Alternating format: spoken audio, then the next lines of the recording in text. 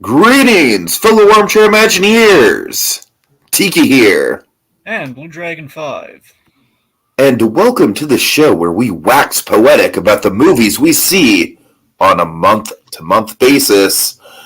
It's time to crack open our Movie Memoirs!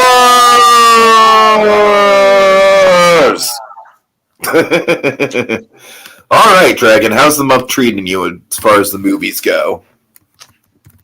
As far as the movies go, pretty well.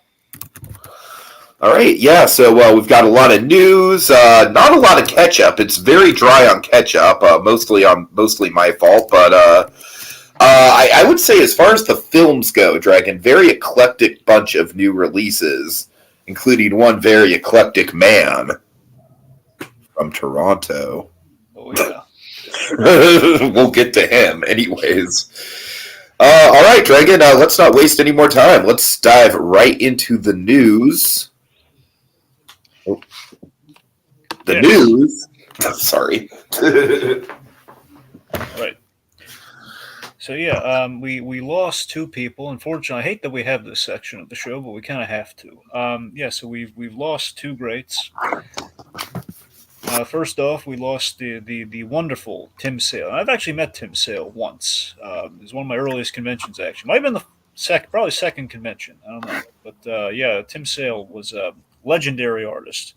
Gone before his time due to, I believe, kidney failure was the culprit. Oh, damn. That sucks. That's super unpredictable. He wasn't that old. He was like in his 60s, I think. So, yeah, it was. He even looked like a youthful 60s, too. Like, if you looked at him, you probably think he's in his 50s. Yeah. Yeah, so he, just to kind of put in perspective quite simply with Tim Sale, I mean, it's kind of the boyhood dream. Like, Tim Sale got to work on, like, all three of the greats and beyond that. Like I'm talking, he worked Batman, Superman, and Spider-Man. Like as a kid, like oh my god, that's the trifecta. And then he did the other greats. He both did all my favorites. He did, he did Captain America, he did Daredevil, and also got worked in the Hulk. Not my favorite, but he worked him in there. So yeah, I was thinking about it. He did the basically.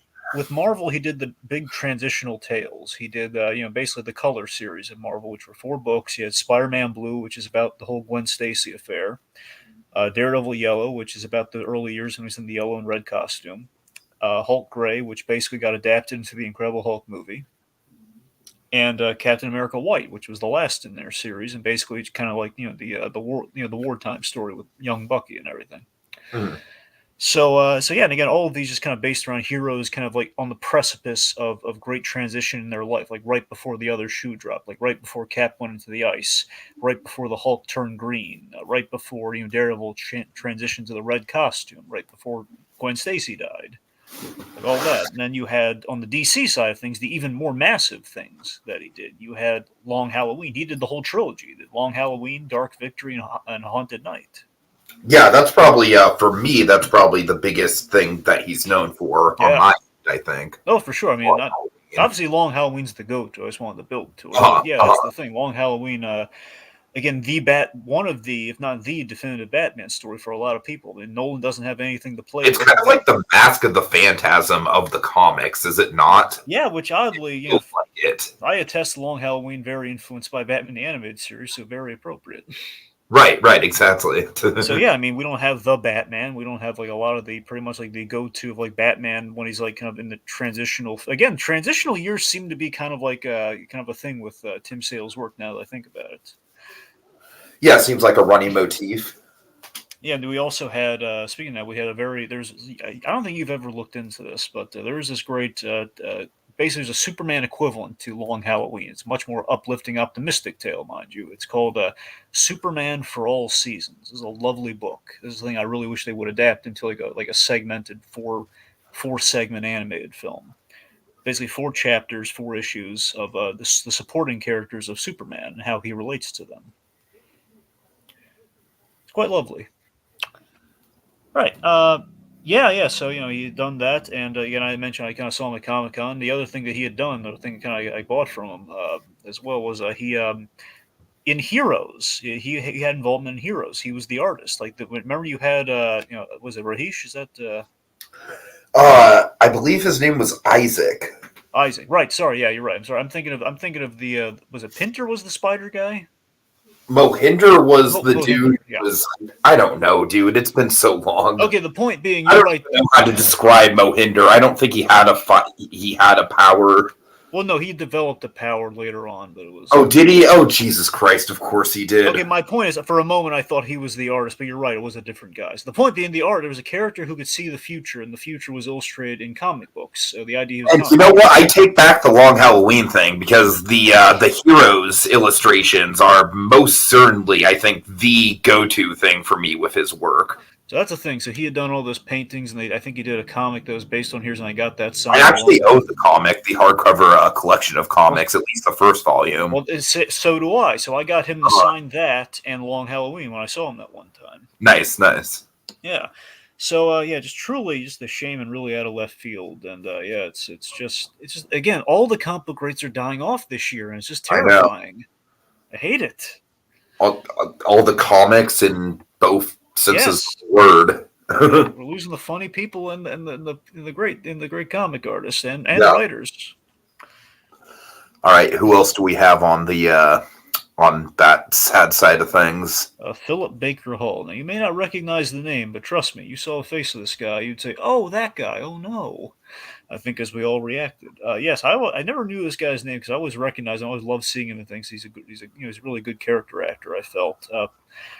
He was the most memorable thing this guy ever did was he was on Seinfeld in a very memorable character, like a one episode character, and they brought him back once in the finale when they brought everyone back. Bookman, he was the library detective. I don't know if you ever remember that or not, but it was he was. I know you didn't watch Seinfeld, but still, this guy kind of like he's like that doesn't ring a bell for me, unfortunately. Basically, Jerry Seinfeld in the show, because the name rings a bell, but I can't think of anything that I've seen him in. Yeah, so I mean, he was a few things like he popped up in bit parts, and he's been pretty much like everything. The man's been worked until 2020, which I assume is when he may have gotten sick because I think there was like a not a respiratory thing, but there was some sort of like I think it was like a breathing thing that kind of got him in the end. But anyway, point being, he had been kind of like a little bit of everything. He was in the Truman Show. The big thing I remember, one of the movies I remember him from outside of his TV stuff was he was Bruce. It was in Bruce Almighty. He was Bruce Nolan's boss. Remember, he was Jack the Boss, who sure. That guy. Anyway, but yeah, in Seinfeld, really funny. He plays a really hilarious character where he basically Jerry Seinfeld had an overdue library book, and the New York Public Library had sent a book detective to investigate the matter. And he was like, the idea is that Jerry Seinfeld had the toughest time ever on Seinfeld playing off of this guy because he was so deadpan and so serious about the silliest thing ever. And you can see Jerry Seinfeld just for life himself cannot keep a straight face. And like Bookman is like calling it, you think it's pretty funny, don't you, funny boy? It's like, what if Cosgrove was more intense? That's essentially what Bookman was. So he had that. Also, he was on Curb for an episode. On Curb Your Enthusiasm, he played this dentist that it's kind of meta that sometimes he would recast like some of the Seinfeld actors in parts on Curb. So he had this guy play a dentist who drooled. Oh God! Oh no! Oh no! It was like this scene where Larry David's like, "Oh God! Oh God! Oh God! I just feel Larry's pain, Dragon. Oh my God!" So the point is, Philip Baker Hall was good. There's this one thing he did. I believe it was him. I got to look into it. I always meant to watch it. There was some sort of like kind of sci-fi Frankenstein adaptation that he did, where essentially it was like put a young man's body in a young man's brain in an old man's body, or sort of vice versa. I think we put an old man's brain in a young man's body. I think, and I believe he was. I believe he was the old man in question. Sounded really interesting. Got to look into that. But point being. One of the great character actors and familiar faces that now we unfortunately will no longer see.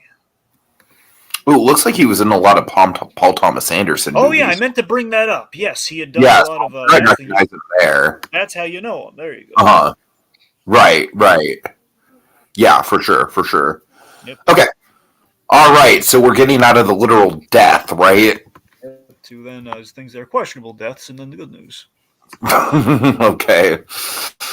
So questionable death of the remake. Hey, everyone remember the Aladdin remake that we all love so much? You want to see a Hercules version of it? So that's the thing. I mean, on one hand, I'd like Hercules, and Hercules does lend itself to an adaptation for a change compared to everything else.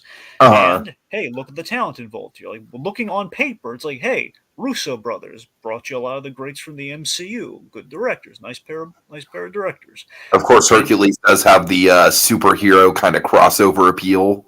For sure. Now the Russos again, they're most likely. I think they're just producing this. I don't know if they're writing it as well. No, I know, yeah. And Guy Ritchie, who ordinarily good director, but then he did Aladdin, so I'm not sure. He did Aladdin, yeah, pretty much. To be fair, Aladdin was like a fool's thing. Like no one can like do better than the original Aladdin. Let's be honest, that was like a fool's errand. Like of all the remakes, it's like the dumbest remake you unless you get Jonathan Price to play the genie. Nah. The Lion King was the dumbest remake. Come on now, okay. Come on now.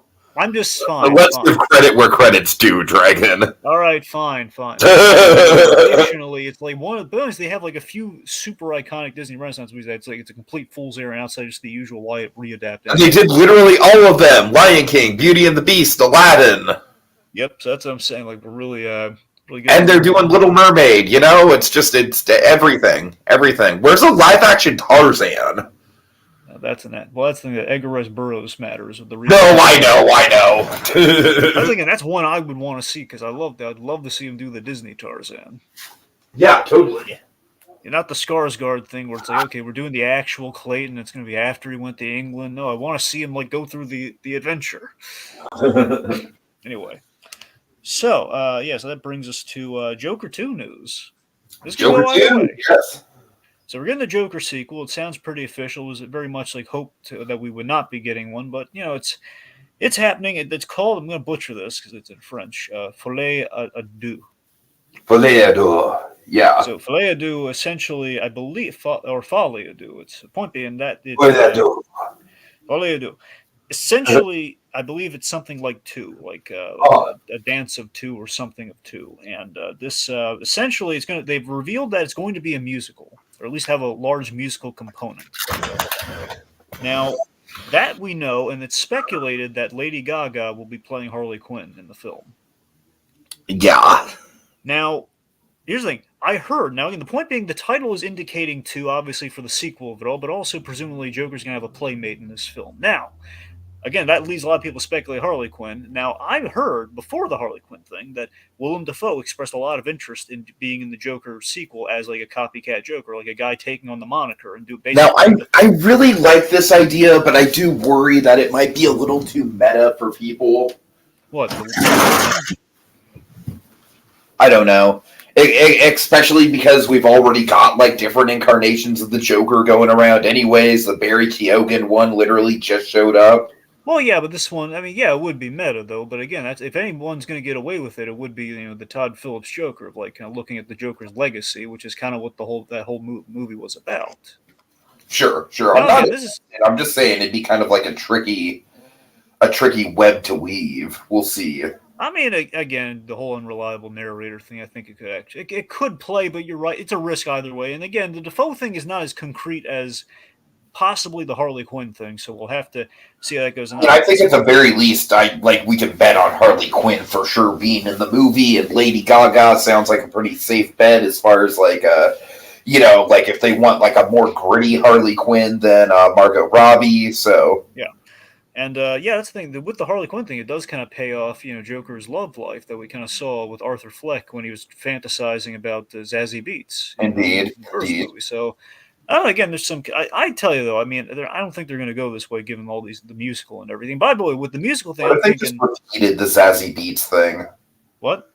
I said, what if they just repeated the Zazie Beetz thing, where the twist is that he thinks that he's like getting Harleen on her side, and there's all these like big elaborate musical numbers, but then it's like, no, it's actually just all happening in his head. I mean, it's interesting, but it would be a rehash.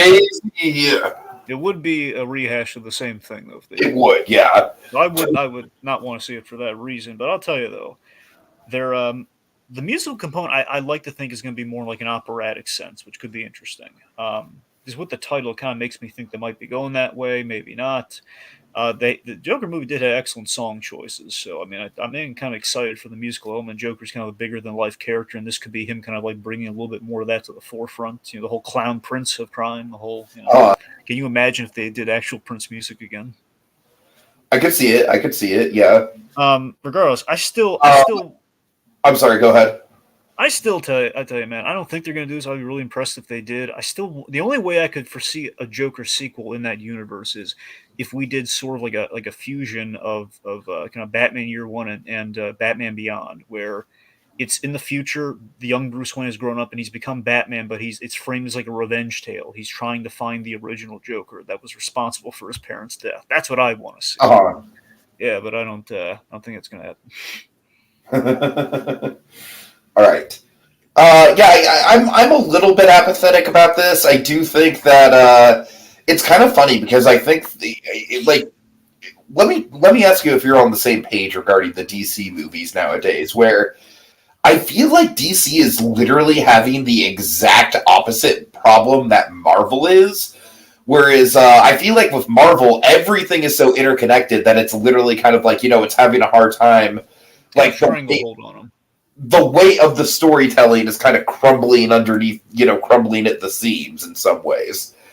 But then at DC, like I said, I feel like it's literally the opposite problem. I feel like they're just kind of throwing shit at the wall and seeing what sticks. And, and I don't know. What do you, and of course we've got the Ezra Miller thing, which we're not really going to talk about because everyone's really been talking about it. It's just bad, folks. That's all you need to know about it. It's just bad. Exactly. But, it's, I don't know. What do you think, Dragon? Just this whole idea that, like, with Warner Brothers, they can't really nail down a direction still. Well, I mean, here's the thing. Yes, it is a little freeing, though, is the fact that they don't have to be so interconnected right now, which ultimately is what DC should have been doing from the beginning. Let's just like see what works, and if we get into a groove, then we cross them over instead of like let's try to catch up with Marvel. Let's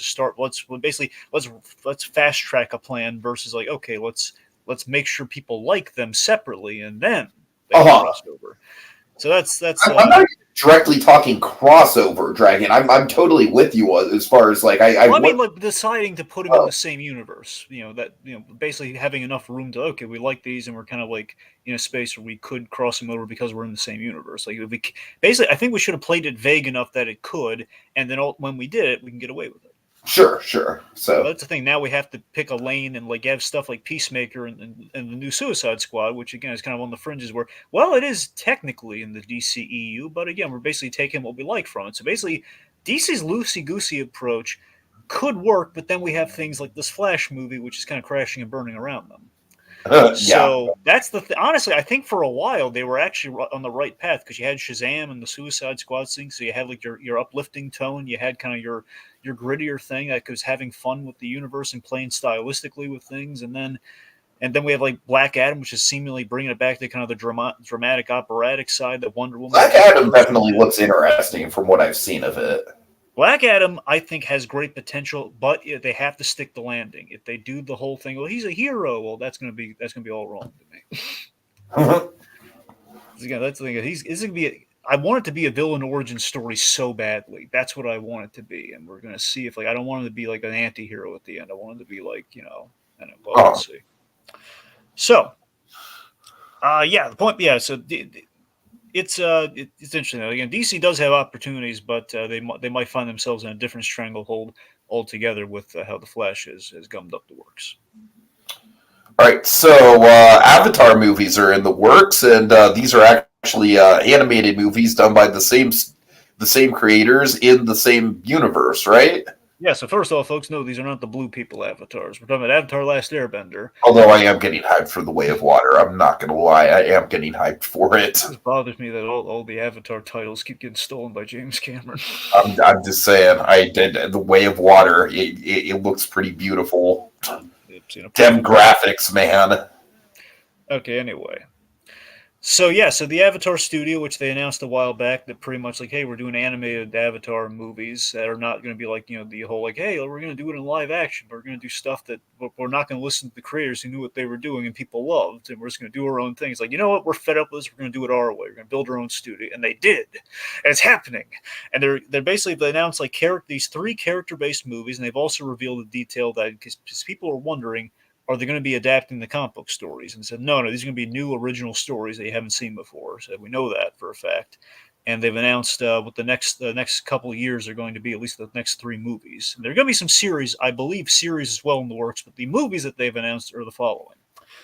So in 2024, there's going to be the Avatar Kyoshi movie, which is a fan favorite. People love Kyoshi, and I Yeah, that's personally love. big.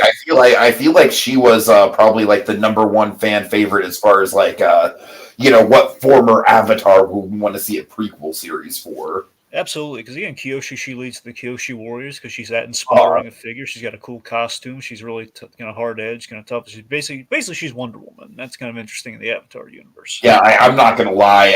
As much as I'm looking forward to the Zuko movie, that's gonna kick ass. Kyoshi's probably the one I'm most stoked for. Now, I could be wrong. I don't know if this was concept art or something someone threw up, but the Zuko movie. So we're getting a Zuko movie next, and that's in 2025. Now, the Zuko movie seems to be older Zuko. It's going to be That's what I maybe. was hoping for. That's definitely what I was hoping It for. looks like older Zuko and older Aang, seemingly in the movie. Oh, Aang's in there too? Well, Oh, that makes me more excited. All I'm saying is the concept art showed an older Zuko. Assuming this is the concept art, I saw an older Give me at Zuko. least some Sokka too. Just some. Just a taste. Just a taste of Sokka. A Well, little side of Sokka. I imagine if Aang's in there, Sokka would probably follow. That's what I'm saying. Yeah, The yeah. point being, we have an older Zuko and seemingly an older looking monk. I didn't see the blue arrow on his head, but I would imagine that would be Aang, though.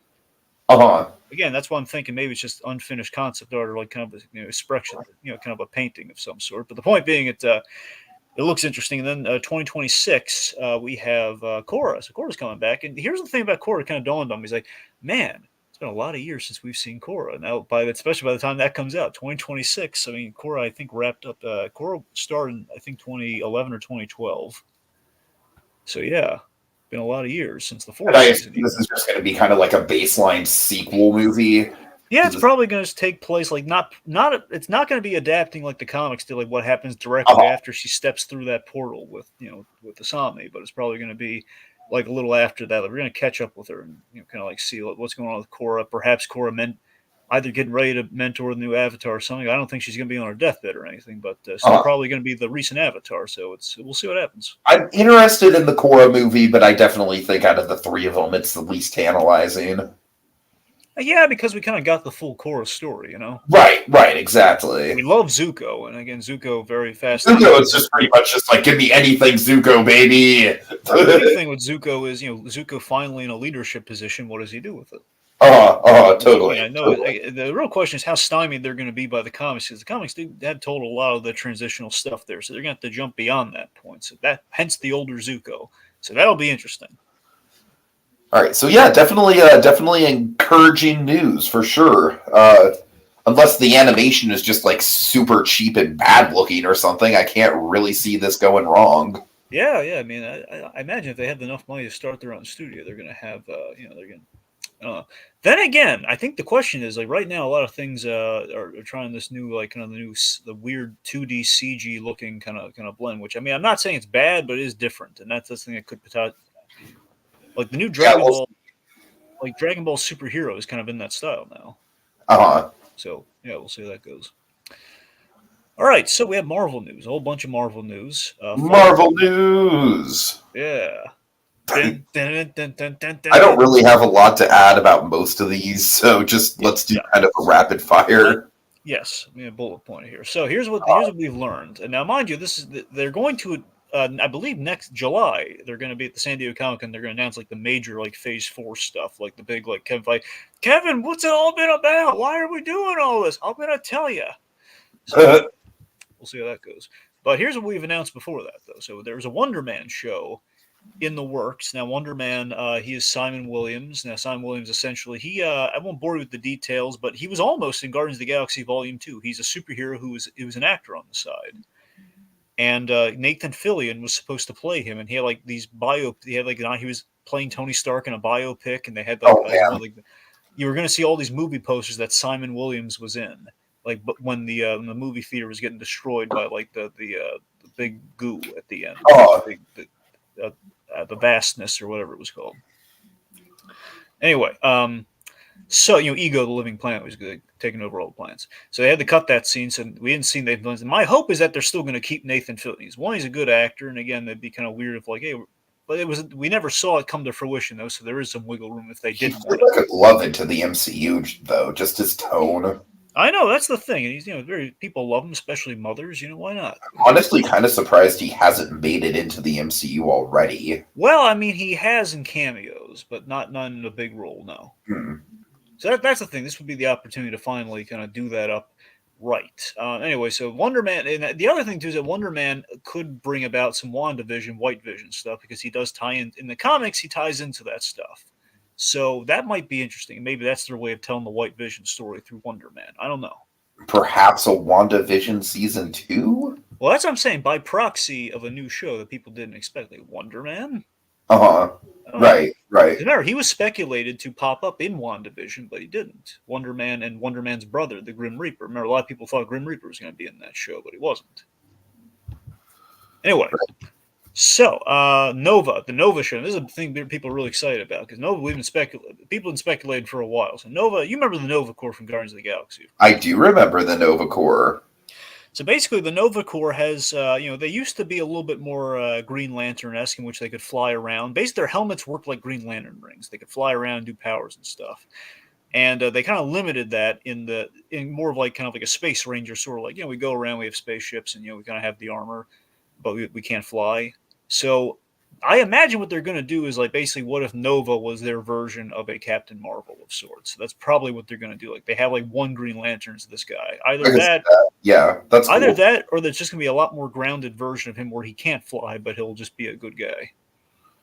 Yeah, at this point, I'd say my primary draw to Nova right now is probably the fact that the Guardians of the Galaxy ride at Epcot is basically a World's Fair pavilion with the Nova Corps as the sponsor. So, any sort of theme park tie-in shit I'm into. I still think it's kind of stupid that we haven't seen the Tivian collection on film yet. What's funny, though? The theme park stuff right now with the MCU, they've been really enterprising and getting the stuff. It's a question of it's so good it might be in kind of almost in canon. One could say, it's. What are you talking about? Marvel Campus? Well, I was thinking more about the cruise thing. The cruise. Okay, yeah, because I'm like, don't get me started on Avengers Campus. Well, that's what I mean. So it's not an exact science, let's say. But I'm just saying. Embarrassment. Basically, what I'm referring to, folks, is recently Disney did this cruise thing, and they have like a show that's on the cruise, and it was an MCU cruise, and they basically had like the Marvel Showcase. It's a dinner show, and they had actual footage of all the MCU actors like doing actual stuff and shooting actual scenes and then crossing over, which we have not seen yet of like our new heroes meeting each other. It's really cool. Yeah, totally. So yeah. Anyway. So yeah, I mean, I'm more interested in Nova than I am some of this other stuff, but the next thing's the most exciting though. Okay. Thunderbolts movie. Yeah, for sure. I'm excited for this for two reasons. One, Thunderbolts can be a really cool idea. Essentially, the long and short of it is it's Marvel's version of Suicide Squad. But still, it's kind of the only thing that I question about this is that literally the namesake character's actor just died. Well, if I recall, they were called Thunderbolts before he was on the team. But it was. I'm just saying it's going to be sad to not have Thunderbolt Ross in the Thunderbolt movie. It was always what I really want to know. I would love it if Feige would reveal this. Like, was there a plan to make him into Red Hulk before he passed? That's man, yeah, I know. Again, we have like a She-Hulk. I was kind of hyped for that dragon. It does make me wonder. Do you think there's any chance Ross is going to pop up in the She-Hulk show? I think there's a chance for sure. So I guess we'll find out. So that's the thing, because they were spending time on his declining health in the MCU, and perhaps like the gamma radiation might have been the way of fixing that for him had they, had to go on the Thunderbolts and everything. Which again, I think for me the best version of Thunderbolts was a really eclectic team, which included basically all red characters. You had like wearing red costumes. You had Deadpool. You had Ross as the Red Hulk. You had Elektra, and you had the Punisher. Because the Punisher had a red skull on, so kind of the old. Point being, it was a neat idea. Anyway, so again, this is the idea. We're taking either anti-heroes or bad guys and putting them on kind of an anti version of Shield with Val, the Julia Louis-Dreyfus character leading the bunch, and our lineup again. We don't know the official lineup, but most likely going to be U.S. Agent, Abomination, Baron Zemo, the new Black Widow. and speculated, because they keep showing this picture every time you click on an article, Taskmaster. So hopefully we'll fix Taskmaster in this show. What about Justin Hammer? I mean, it's a possibility. We don't know the full answer. That's all I want. Again, I wouldn't bet on him, but she could show up, yeah. Well, I know he's going to be in Iron Wars. I mean, if he's not in Iron Wars, I'm going to fucking riot. But Armor Wars, but yeah. Yeah, no, I agree. That's the one. If he's not in, that's ridiculous because he's like the namesake character in that story. Right, yeah. Here's the other reason. All of that's just in general. It's like I like the premise of Thunderbolts. That's just interesting in itself. But here's the real reason. I'm even more interested. You should be too. Okay. The director on this, very good. Jake Schreier. Jake Schreier is the guy who directed some of the great episodes of Kidding. And, yeah, right. That's what you were saying. Yeah. And he did Robot and Frank, the movie with Frank Langella, which is also good. You never got around to that, did you? I don't think so, no. I think you would have liked that. Anyway, there's definitely some Kidding DNA in that movie.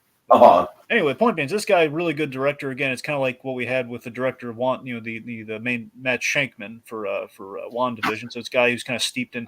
This guy a little bit more than just comedy. Again, kind of the comedy drama blend with Kidding. But this guy could be really good. The Russos work their way. It seems when we get comedy guys, they usually do really good work. So this could be quite interesting. So I'm very interested in it. Okay. So then we have one more bit of Marvel news, less at the MCU, more just kind of Marvel in general. We have Spider-Verse casting, and really exciting Spider-Verse casting. Yeah, I'm definitely all for this, man. I think Jason Schwartzman is low-key like a very underrated voice actor, especially when it comes to villains. I think he tears his villain roles up most of the time. Because we've seen him do good villains, and also we've seen him do good characters like Jesper in Klaus, for example. Now, right, exactly, yeah. What's even better, and that's such a great blend because this character has played shades of likability, despite him being a villain before, and I think the most popular version of this character. He is playing the bad guy of the film. He's playing the Spot. So the Spot is like the coolest version of Polka Dot Man ever. The Spot, he doesn't just throw polka dots. What the Spot does is it's like that gag from Roger Rabbit, the old cartoon gag. He can throw a spot, and inside the spot, you could throw a punch. Oh, it's a portable hole? Yeah, portable hole, yeah. Oh, that's awesome. So that's his power set. That's what he does. It's like he riffs in the dimensional holes that he can shoot. That's really, I could see that being a really fun power. And in Spider-Verse, given how we do that art style and everything, and just the whole gimmick of Spider-Verse, that could be really interesting. And seriously, Tika, what you want to do is you want to watch the episode of Spider-Man the Animated Series called The Spot, which is one of the best episodes. And he's in it, and he's really good, and that kind of shows you what Schwartzman could possibly do with that character. Just people love the Spot to the point of oh man, Spot, don't do that bad stuff, but he does. Yeah. No, seriously, it's just really compelling. It could be a compelling character, or it could be like a villain we could do a creepy take on him. I don't know. Oh man, he's just so powerful in the Spider-Verse with all these dimensional holes, and he wants to harness that somehow using his power set. Who knows? All right. So yeah, excited about that. One last bit of news. Oh yes, of course. The breaking news. All right, so Dragon, when I first heard about this, much like you, I was like, wait a minute, is that real? But by all intents and purposes, I checked a couple different sites. It appears legit. We are getting a Carol Burnett appearance in the last batch of Better Call Saul episodes. See, what I kept seeing articles I didn't look into because I knew what they were referring to, but I didn't think it was like they were revealing this in terms of what the content of the article is. I saw, hey, Better Call Saul breaks the world. Well, I assume they were talking about Chuck made a Carol Burnett reference in the episode Rebecca, where he said when Jimmy was coming over to dinner, he said to Rebecca, okay, listen, when I do, how about we have a signal? I'll tug on my ear like Carol Burnett did, and that'll do the signal to, to wrap up the dinner. So basically now we're actually bringing in Carol Burnett. Do I feel surprised? I think it's so freaking cool. I really do. I mean, it's a great legacy pull. I mean, we've had a lot of the greats here and there. And of course, I feel like Saul Goodman is kind of going to go down as one of the all-time great kind of sad clown characters in fiction. Yeah. And so to have one of like the most legendary comedians of all time like on the screen with him possibly is I'm pretty I stoked. mean, essentially like Lucille Ball's protege, Carol Burnett. Right, yeah. Yeah, it was like the other redhead. It's like the Robin to Lucille. Totally. Very Now I want fan art of that. Just Yeah. Lucy in the Batman suit instead of the Superman suit. Yep. Anyways, I'm pretty excited about this. My speculation is that I think she, like, if I were a betting man, I would say she's going to be in a flashback. Really, you say flashback, do you? I'm thinking, like, maybe as Jimmy's grandmother or something like that. I could buy that. I wonder if the ages would work on this. I wonder if she might be Mike's wife. Oh man, that'd be trippy. Because we mentioned Mrs. Ermintrap once, total once. We never saw her. Okay, Mike's wife being fucking Carol Burnett would be amazing. I gotta say that would. I think the easiest thing is Carol Burnett could play a Southern character, could be like in like an Amarillo sort of situation. She could very easily be like, "Oh, Michael, what kind of mess you gotten yourself into now?" Nothing, dear. No, seriously, you're gonna marry off Jonathan Banks then. Okay, just imagine, like, this is like the one woman that Mike Ehrmantraut is probably subservient to, Dragon. Exactly. Yeah. Oh my god, that's amazing. Anyway, I like that pool. I like your idea better than I like my idea. Well, still, I don't think that's going to happen, but it would be fun, though. I would love it, though. I think, honestly, what we're probably going to do is... I mean, if they want to humanize Mike, that is one way to do it. Oh, of course. So I think if we were... the two most likely ways we're going to work her in, easily we can make her a judge.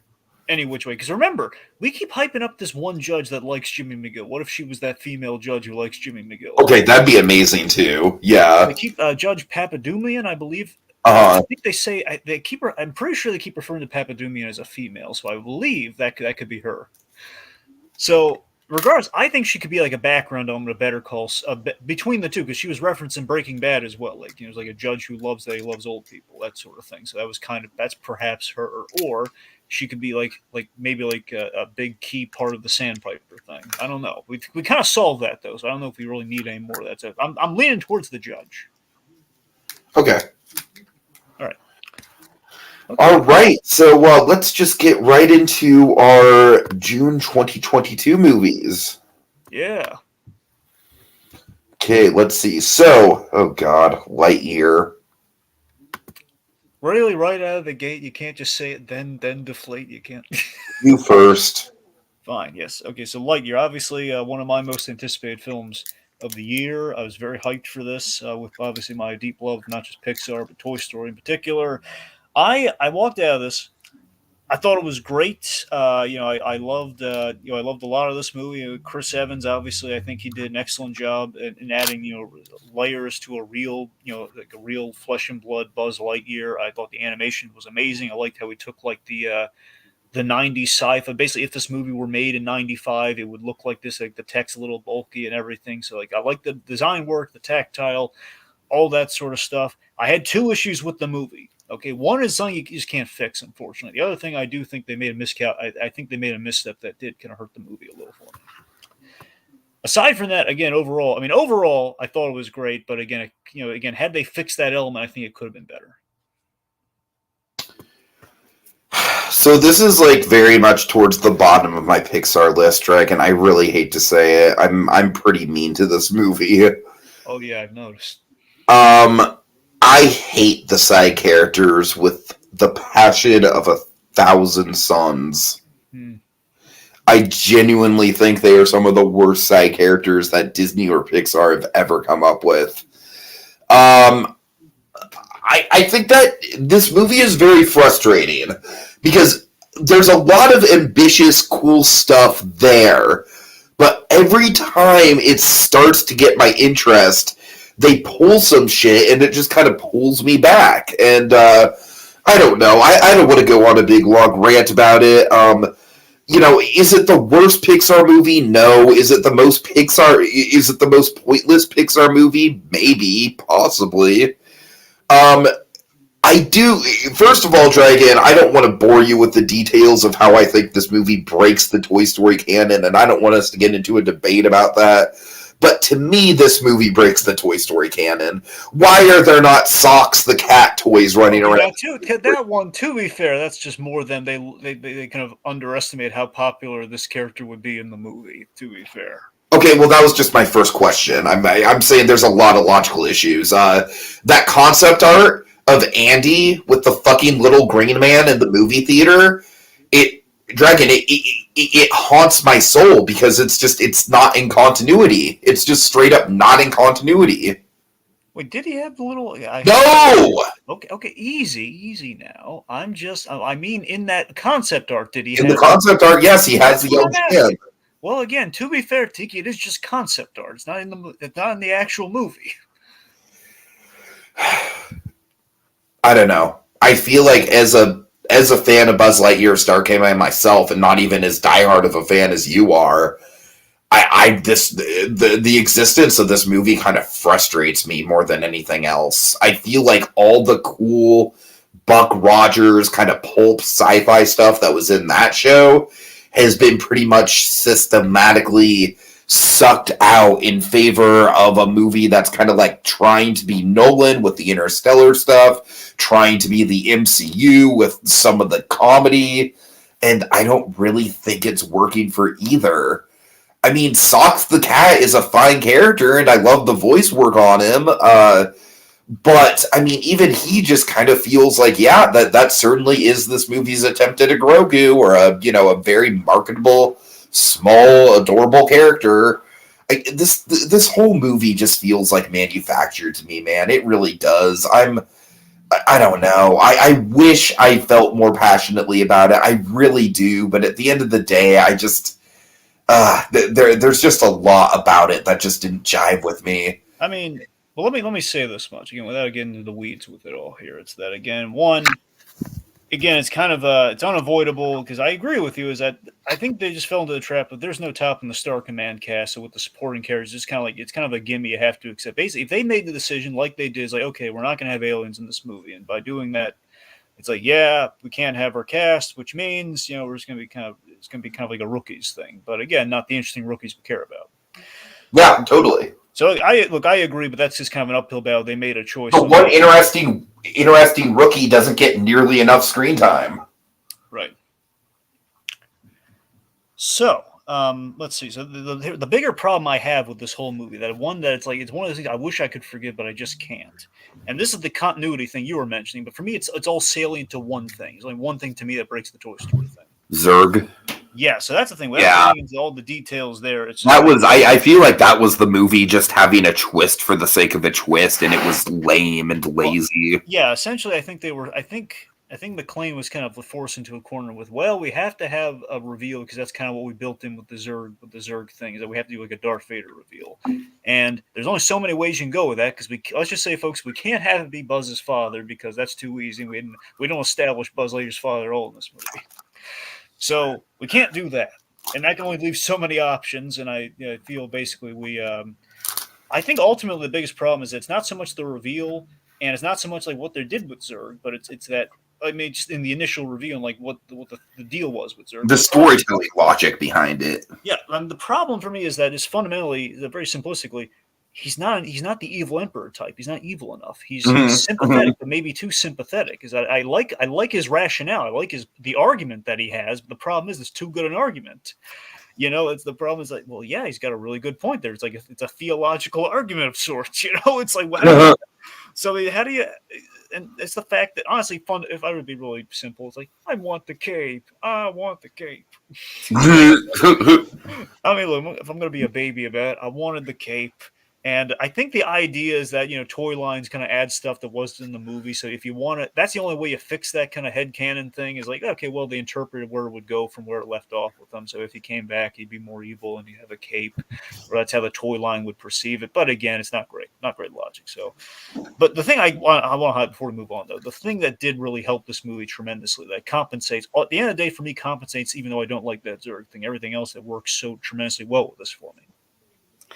You have sequences like the montage, like again, kind of the Interstellar meets Up montage. You have. I feel like the montage is good. I just feel like I've seen those sorts of emotional beats before done better elsewhere. I mean, man, I gotta tell you, though, not with Buzz Lightyear before, and like I think Buzz as a character was very well handled here. We did ironically the man at a time thing again. It's kind of a fantasy of like, oh my god, it's Captain America meets Buzz Lightyear in a literalized way. It is kind of that is funny with the man at a time thing. You're right, but I like that it wasn't just like, hey, look who we cast. I like that it was like, okay, let's take a step back from Buzz Lightyear. What can we say about him? Well, Lightyear, what does that name mean? Okay, well maybe he's it's like a time and space sort of thing, and they kind of applied that to the character in a really cool way. And I don't know. So I honestly, personally, on a personal note, I invested in a lot of Buzz Lightyear's obstacles in this movie. I myself have the obstacles that Buzz Lightyear has in this film, so it really kind of hit me on an emotional level. And then when that sequence happened, I was practically bawling in the theater. I was really deeply touched by that montage, just Buzz Lightyear's plight in general, and like the opening movie already had me. But anyway, so that, and then I have like my. I think the opening to the movie is probably my favorite part because it's the only thing that actually feels like Buzz Lightyear or Star Command with the humor. Sure. That's what I'm saying. I like that there's a lot of layers of Buzz Lightyear Star Command with the whole like the fact when we had that reveal that, oh god, he's stuck with his worst nightmare, which is a team of rookies. That was really funny. That was, and again, very much like the rookie dilemma of Buzz Lightyear Star Command, the adventure begins and all that. So again, it's kind of, and the biggest bit of irony is that Angus MacLane directed the CG opening of Buzz Lightyear Star Command. He ended up directing the movie, which was probably them insulating themselves. No, see, we did represent Buzz Lightyear Star Command. Look. Yeah, right. Sure. I'm geeking out about a lot of bits in the movie and the gadgetry and stuff like that. But I got to tell you, the end shot, because of the end shot with the spaceship, man. It's like my dream come true. Of all the spaceships they're selling right now, I'm waiting for them to sell that spaceship. That's the one I want so badly. I want it so badly. Anyway, so and of course, socks, awesome. All right, cool. Yeah. Okay, Jurassic World Dominion. Yeah, I liked it.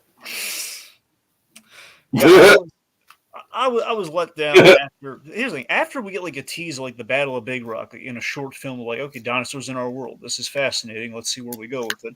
Maybe we'll forget it. Maybe it'll be good enough that we're going to forget about the little girl. They're alive because I'm alive. Maybe we'll forget about that.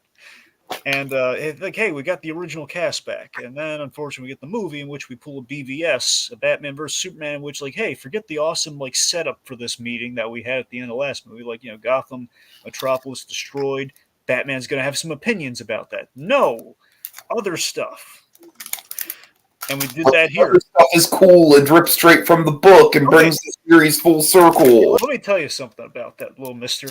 Let me tell you something. Oh, God. I got a buddy who's a huge Jurassic Park fan. He made the same exact argument. Yeah, it's in the Crichton book, so I kind of like this. Like, that may be the case, all right? Even if the locusts are from the book and are on brand with Michael Crichton. It's not even the fact that the locusts are specifically from the Crichton book. I know that. I'm just saying, I know it's on brand with what was in the book. That's my point, though. Even if it's on brand for Michael Crichton, that does not necessarily mean that it is good, and that it was a good choice.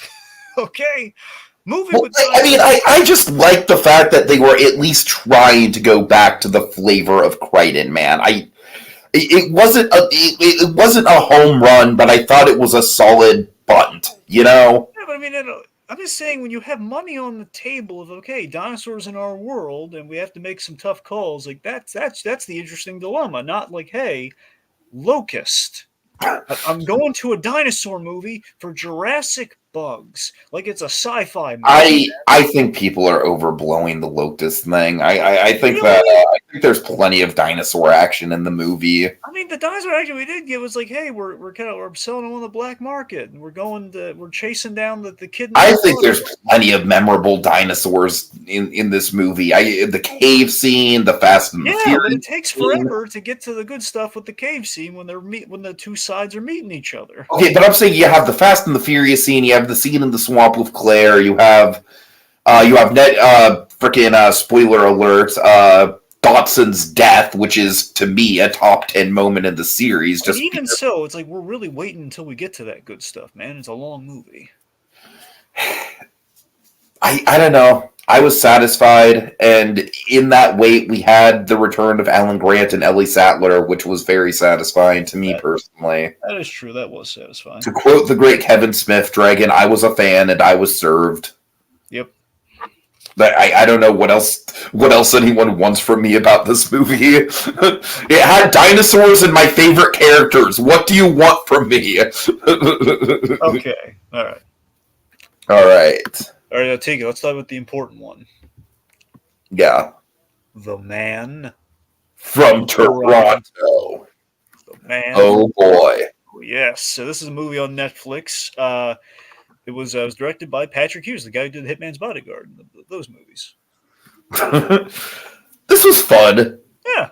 I mean, it was pretty much exactly what I expected. It was like a 6.5, 7 out of 10 action movie with some fun moments in it. I know. I'm not expecting the movie. I do like the running gag of the build up to this guy, though. I do think it is very funny, a little bit hyperbolic.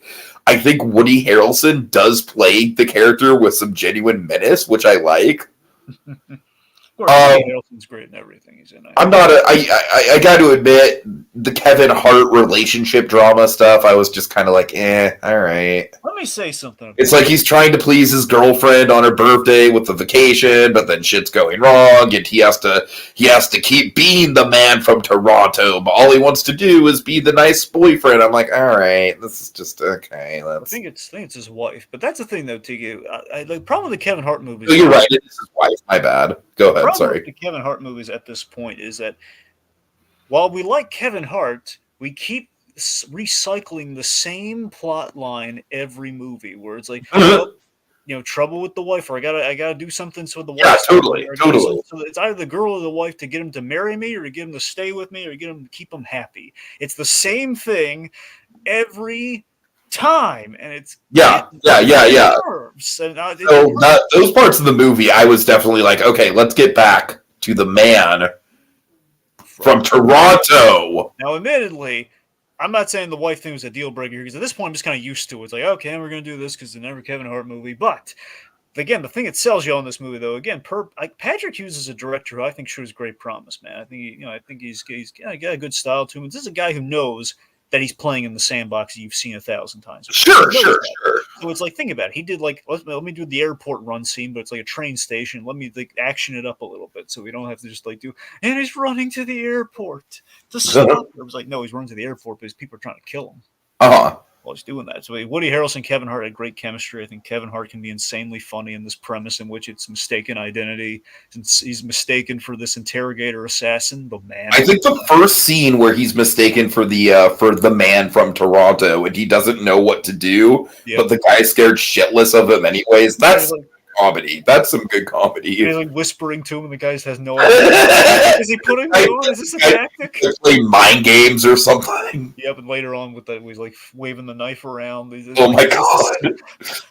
I dropped those knives intentionally. Yeah, so it was a fun time. It was a solid nightcap last night for me. Yeah, it's a comfort movie. Yeah.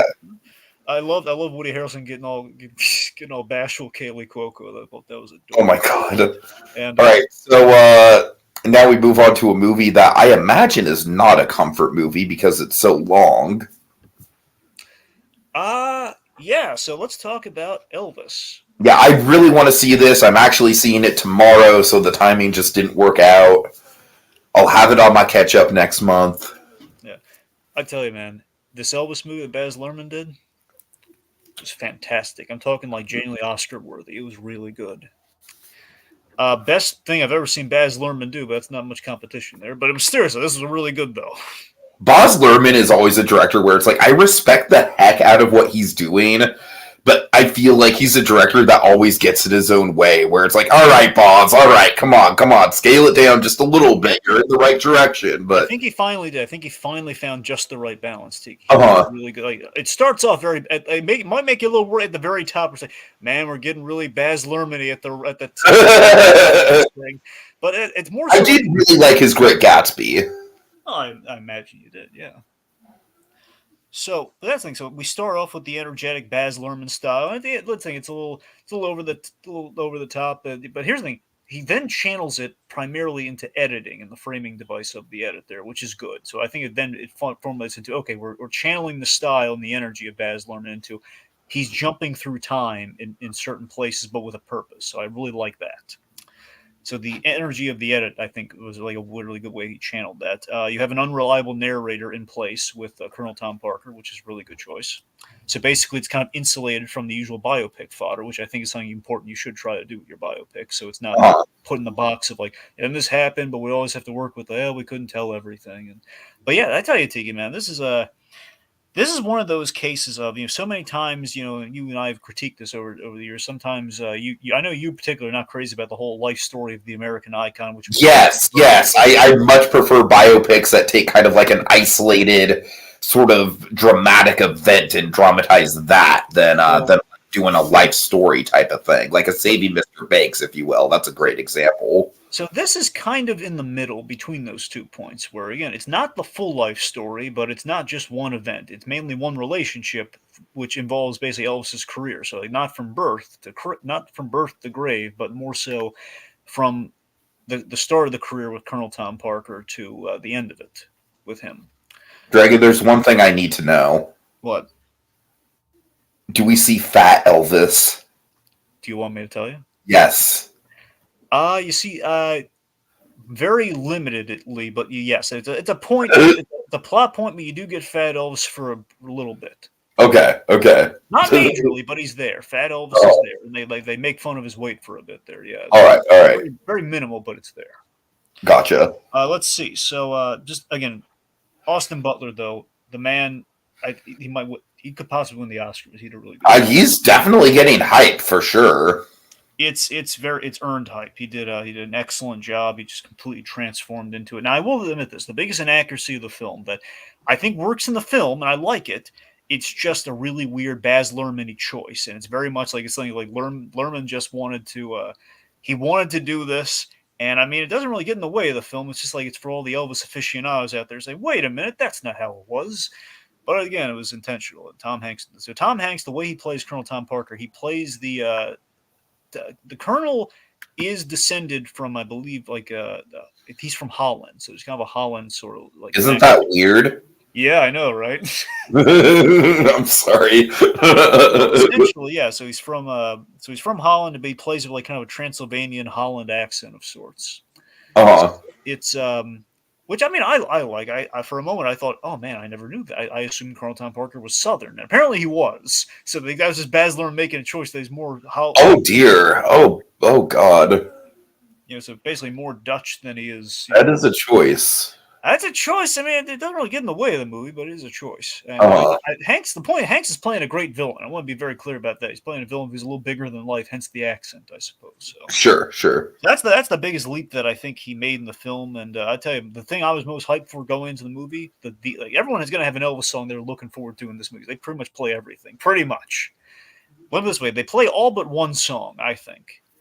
And I think they exclude that one song for a very intentional reason. Anyway, so the song my favorite Elvis song is "If I Can Dream," and it's very much a really big plot point of the movie, and I did an excellent job with it. Nice. All right, so yeah, it was. It's basically Elvis is like debatably the most famous figure who ever lived, and it's very much we're kind of celebrating here. So if you're going to do kind of an Americana, kind of like semi birth to cradle movie and have it work, this is the one to get it to work with. Yeah, there's a 4-hour cut of this movie somewhere, so they probably shot birth to cradle and then they edited it down. Yeah. All right. Okay, so the Black Phone Dragon. This is a movie where it's like I will totally admit, like once you start actually thinking about it, as far as like the plot holes go, like you can nitpick the plot holes. You really can. But this movie fills you with such dread right from the get go that it ended up being probably like if I were to make a list now of like my top 10 of the year so far, this would probably be way up there, like probably in the top three or so. Dragon Ethan Hawke first and foremost, like it's never gonna happen, but I would love it so much if he somehow like got a Dark Horse Best Supporting Actor nomination because he is genuinely like one of the most chilling horror movie villains I have ever seen on screen, and he's chilling in an incredibly real world way. This movie is basically all about the whole concept is that it's all about like the kid who he's caught by the Grabber, Ethan Hawke's character, in the 1970s. And Dragon, it's all about kind of like that culture of the 1970s and the stranger danger of it all and the paranoia. You know how serial killers and kidnappers were kind of like a dime a dozen back in that time period, and it really gets under your head about that kind of mentality. It really kind of takes you back to a time and place. The film's set in Colorado as well, which I think was a really good idea as far as kind of like making the environments of the film, even just down to the mundane small town setting, really pop and really kind of be distinct. There's only a few characters in the movie that really matter significantly, but they all really pop. The sister of the main kid who gets kidnapped, she is incredible on screen, Dragon. She's gonna be a star, baby. Like seriously, I could just some of the audience reactions to her and some of her lines, I could just tell like, oh man, this kid's gonna be super popular. Yeah, it's a Blumhouse horror movie, but it's certainly one of the best Blumhouse horror movies I've seen in a long time. And I am also stoked because it is going to be a part of the Halloween Horror Nights that I'm going to be attending. It's actually going to be a two-part maze with this and Freaky with Vince Vaughn. Kind of like the Freaky Friday, sort of like body swap with a teenager and a serial killer. So I'm kind of disappointed that this isn't a full maze because I think it could support a full maze. But yeah, the Grabber, just what he does with the mask and how it's like every time you see the Grabber, there's like a slightly different alteration to the mask, whether it's him changing out a mouthpiece or not wearing a mouthpiece or not wearing the eyepiece. It just gets under your head, man. It's so fucking creepy. So, Dragon, like I said, I think I've told you this before, but if anything else, I would highly recommend if there's like a compilation of just like all the Ethan Hawke scenes, because it's probably like a Hannibal Lecter size role. It's definitely a supporting role. It's probably about maybe 15 minutes of screen time total. I would just look that up if you're squeamish about the rest of the movie, because it's all acting. It's all psychological. There's nothing graphic about what he's doing. It's all psychological. Because, Ethan Hawke is definitely the big sell of the movie. I understand you're not a horror movie guy, and I don't think this would be your cup of tea just in general, but I think you owe it to yourself to see some of the Ethan Hawke performance. Ooh. All right, so Dragon, tell me about Spiderhead. Yeah, I think you'd really like this, Tiki. I mean, really. It's on Netflix. It's okay. So my guys, Rhett Reese and Paul Wernick, the Deadpool writers, do a great job. They're a really talented team. They're coming back for Deadpool 3, which has me really excited. They did this. Basically, they adapted. There's a book out there called I think it's like Escape from Spiderhead. So they adapted that into a screenplay, and it was filmed for Netflix. And essentially, it's a cool sci-fi concept. It's kind of like. Okay, so essentially, prisoners were offered the opportunity by basically a rich guy who's like doing like an independent science project. It's an independently funded sort of science project because he's rich. We're basically like, hey, you can come and serve out your time in my cushy prison, but in exchange, you volunteer to be my test subjects. Mm-hmm. For basically the kind of my little science project here was basically I don't know if he like drilled or like how he basically infused the Moby packs, like these little it's imagine like a fanny pack, but it's kind of like embedded on your back, like your lower back. Ooh, And yeah, inside of it, you have these little vials of chemicals that basically the guy using a smartphone will basically like the guy using a smartphone will basically turn up the dial, and it'll like almost like a morphine thing or like something like basically it's like a little it'll inject something into your bloodstream, and it'll change. It's like a personality altering chemical, and to see how it affects you.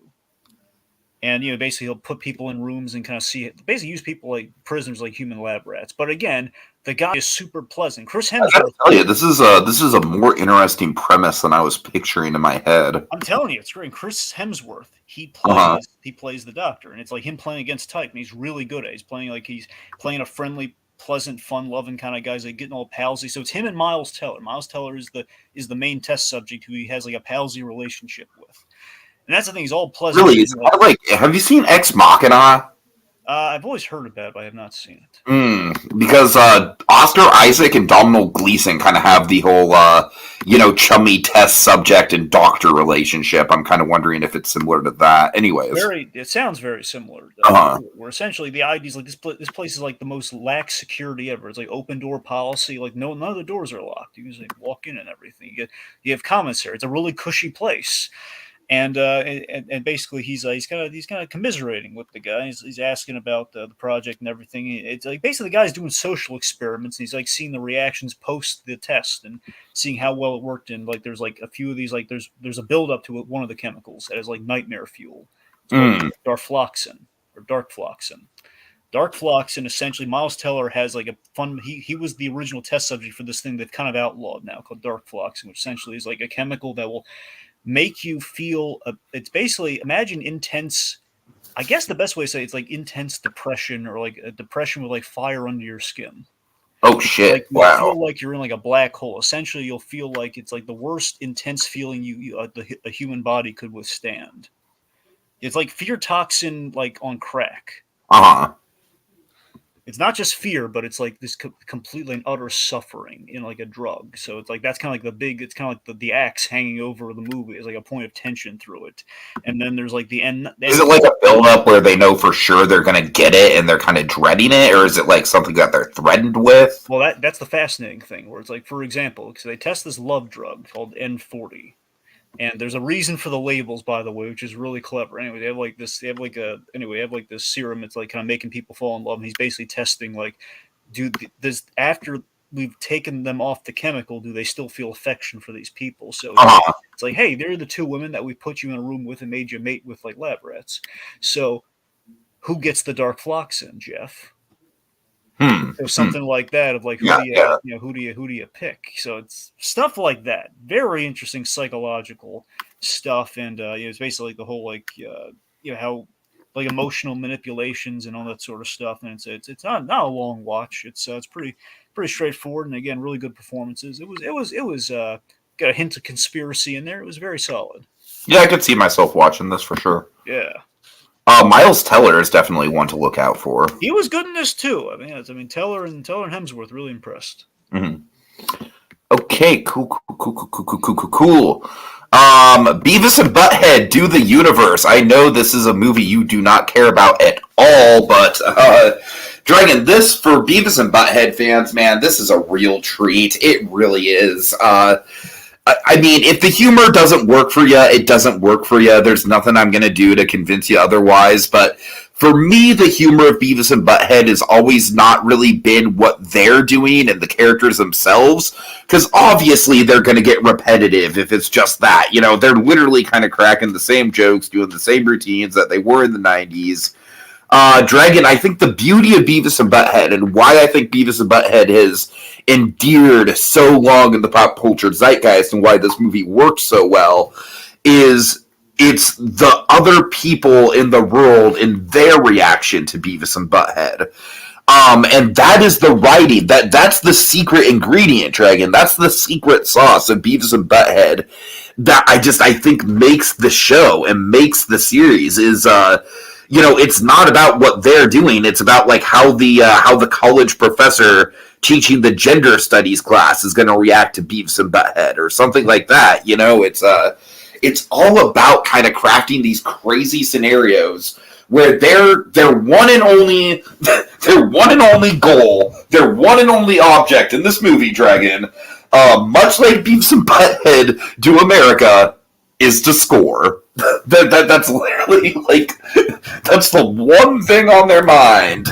But everyone else around them is involved in this kind of like intricate like government conspiracy chess game, and they just want to score. And like I don't know, there's something just so fucking silly and almost kind of like goes back to like old school comedy with it's almost kind of like a Rube Goldberg machine of just like mistaken identity, and I don't know, it's so fucking stupid to me. I just love it. I just love the comedy here. I know it's not your thing, but for me personally, the one thing I will give this movie on a negative level is the animation outside of some certain shots. It really doesn't look great. I hate to say that, but it's the background characters especially.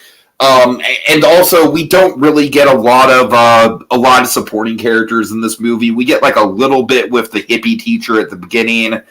No Tom Anderson, which I think is a real shame. We don't get any of the proto Hank Hill. So yeah, there's a few things about this movie from a fan perspective I wish we would have kind of leaned harder on. The main surprise for me with this, Dragon, is that the movie does actually explore the idea that Butthead is kind of like the abusive one in the relationship, and he's the one who's kind of like, manipulating Beavis and talking down to Beavis and kicking Beavis' ass the whole time. And Beavis does have some introspection in this movie, and like, weirdly enough, as weird as it is to say, there are a few moments with Beavis that kind of warmed the heart a little bit in this movie. So I was happy to see that. I was happy to see the characters, actually get a little bit of depth. Even if their big falling out in the, at the towards the end of Act 3 involves them coming to the realization that they're friends over the image of two ladybugs humping each other. That's not a joke. That actually happens. Anyways. So yeah, Beavis and Butthead Do America, or do the universe. If you're a fan of Beavis and Butthead, you've probably already seen it. If you're apathetic to Beavis and Butthead, you're probably going to skip it, but I thoroughly enjoyed it. I give it about an 8 out of 10. I wish the animation was a little bit more, a little better, but that's probably just me comparing it to Do America, which I've seen a million times. So, yeah, overall, a very solid watch, a very solid return to form. I hope it leads to more. Whew. Okay, Dragon, let's shift gears yet again to TV, where I have not a lot and you have quite a bit, so that's going to be kind of interesting. Yeah, I tried to basically I had a thing where some things just kind of wrapped up, so I can now I have more stuff to put on there. Yeah, it's all good. We'll rapid fire through it. Okay. All right, so Barry season 3. I mean, not a lot more needs to be said, man. It's Barry season 3. I think is. We haven't talked about a period though, Tiki. No, I know. Just in general, though, I feel like everybody's singing its praises for good reason. I feel like this season to me is far and away the best season yet. I feel like each and every season of Barry has kind of been leapfrogging over the previous one. Literally the only gripe I have with the season isn't really a gripe at all. It's just kind of like a worry of like, oh man, like the finale really does play like it could be a series finale and not a season finale. But so remember, though, they wrote it out. No, they planned out another season, so they. I know, which is interesting. So it's like we'll see where they go. I'm just worried that they've kind of like hit the apex of the story, and there's not going to be something this captivating again. But we'll see. I do have faith in the crew, and Bill Hader is going to be directing every episode next season. So. But overall, I mean, I think Barry it just consistently delivers, man. It really does. There's really not a lot to say about it. Yeah, I just love that Bill Hader has been directing more than ever. I mean, the next season's probably going to be all episodes directed by him. He apparently Bill Hader started out trying to be a director in the business, and they kind of lucked into writing and acting and stuff. So he's kind of done a little bit of everything. And Barry's just kind of a combination of all those things. So he's directed 5 out of the 8 episodes this season, which is more than on the past 2 seasons. So it's more and more. and basically it's been lowered to, it's been kind of limited to him and the other, Alec Berg, his co-creator. So yeah, that's really interesting. It's an excellent season. I just think Barry fundamentally in this season really gets into the weeds with. Sorry, I keep saying that. He keeps going really strong with it here. Where um, it's the cosmic question of Barry has plot armor. When will it not deflect the bullet? Uh-huh. When will he, like, again, when is Barry gonna get caught? Essentially, is the question of the season, and it's like we've been playing with this for 2 seasons now. We're finally getting into it, and it goes into some really interesting places. And Barry, as a show, is always about subversions and surprise directions. And Sally being one of those. Like Sally, she was debatably the problem character of the show. Not a big problem. It's like I think Sally legitimately went from problem character to one of the most compelling characters in the season. yeah. So Sally definitely. I think we grounded her. She had a really grounded arc, which really. Sarah Goldberg, just my God, some of those scenes, especially the elevator scene, and then the contrast to that, the scene where she just has to take Bill Hader just screaming in her face. Yeah. I mean, that's really Emmy material right there, man. That just shows two completely different sides to her. For sure. I just love the sadness of how she played that one scene on the phone, but again, I don't want to talk too much about all the specificities and stuff. But anyway, so Hank, of course, no Hank. Basically, he's in kind of the middle of a Romeo and Juliet story with the Bolivians. I love how through most of this season, Hank is like literally like the most grounded and down to earth character on the show, who's got his shit together. Until that last episode, which gets a little ungrounded, but it's awesome. Yes. Good God! I mean, what the hell was that thing, Dragon? I know. I have a theory, but I don't want to get into it. God. Anyway, it's just from the upside down. Who knows? Oh God. Anyway, regardless. So this I love how Fugues, by the way, was in the background this season, but doing stuff. Oh, Fugues. Yeah, he was a little devil the whole time. That he was. Yeah, short little devil. All right. So Barry, good stuff. Yes. Okay, Obi-Wan, I still need to watch it. What are your thoughts? I mean, long story short, Obi-Wan, it didn't go how I think you and I always dreamed it would go, with the whole, like, basic kind of like a Western with the the stranger in the small town, like who's that? Basically, why we know the name Ben Kenobi in the town. Uh-huh. I think it's what we all expected. If we were lucky, we'd have the Hutts as a crime family, like maybe causing some trouble. Yeah. We didn't get any of that. I'll tell you that much. So, let me put it this way: Jamie Costa, or the guy who did the Kenobi short film that we talked about. Essentially, that's kind of the show. I think you and I think a lot of people went in expecting, okay, it's going to be him like watching the kid from afar. They took a big left turn, and it's we track little Leia, so that's their big Baby Yoda left turn, which. I mean, Little Leia was fun. It was cute and everything, and she was good. But again, still kind of robbed me of the experience to a degree. But the big takeaway for Obi-Wan, though, what was really great about it, McGregor, he was great. He was the heart of the story. He was the namesake, important part of the show. So I got everything I wanted from him in the show. And that was excellent. MVP of the show, basically the best part of the show entirely, was all the scenes in conjunction with Darth Vader and Obi-Wan, which is basically the reason you're watching the show. So that was all great, and I think what helped it be even better was towards the tail end, Andrew Stanton, the Pixar writer and director, my writing idol, he co-wrote those episodes. I'd like to think all the Vader Obi-Wan stuff was his doing, but I could be wrong. I wasn't in the room. I don't know. I'd like to give him the brownie points for that. I think he brought it home. And I will say this, unfortunately, I think we doubled down on the Inquisitors, particularly with Reva. Reva, I think we literally did the Falcon Winter Soldier thing, Tiki. How so? Well, it's like Carly Morgenthau, in which you see potential. She has one really good episode essentially in that penultimate space, and then kind of crashes and burns. Basically, she was the B plot of the last episode, which really stunk. Okay, I'm with Reva. I mean, I don't want to open a can of worms here. I'm just so sick of certain characters where it's like you're literally not allowed to have an opinion about them one way or another. If you don't like them, you're racist. If you do like them, you're a frickin' like left-leaning SJW. Dragon, I'm so sick of this fan culture. I'm so sick of this toxicity. Frankly, the fact that there are people online that have attacked the actress for just for being on the show and being black. Fuck those people. They're fucking disgusting pieces of shit. But also fuck Lucasfilm for just automatically assuming that the fan base was going to be racist. So, yeah, Dragon, this show just right from the jump, I mean, it's, I don't know, man. I'm just really getting a big burnout with fandom just in general. Why don't you create some distance from the fandom, though? That's what I do. I didn't have any of those problems because I'm not really listening to any of that chatter. Yeah, I guess. I don't know. It's just kind of in my sphere, but yeah, there you go. Like I said, it's not even like I'm not even really like. I mean, obviously, I'm not pro racism, but I'm not really like.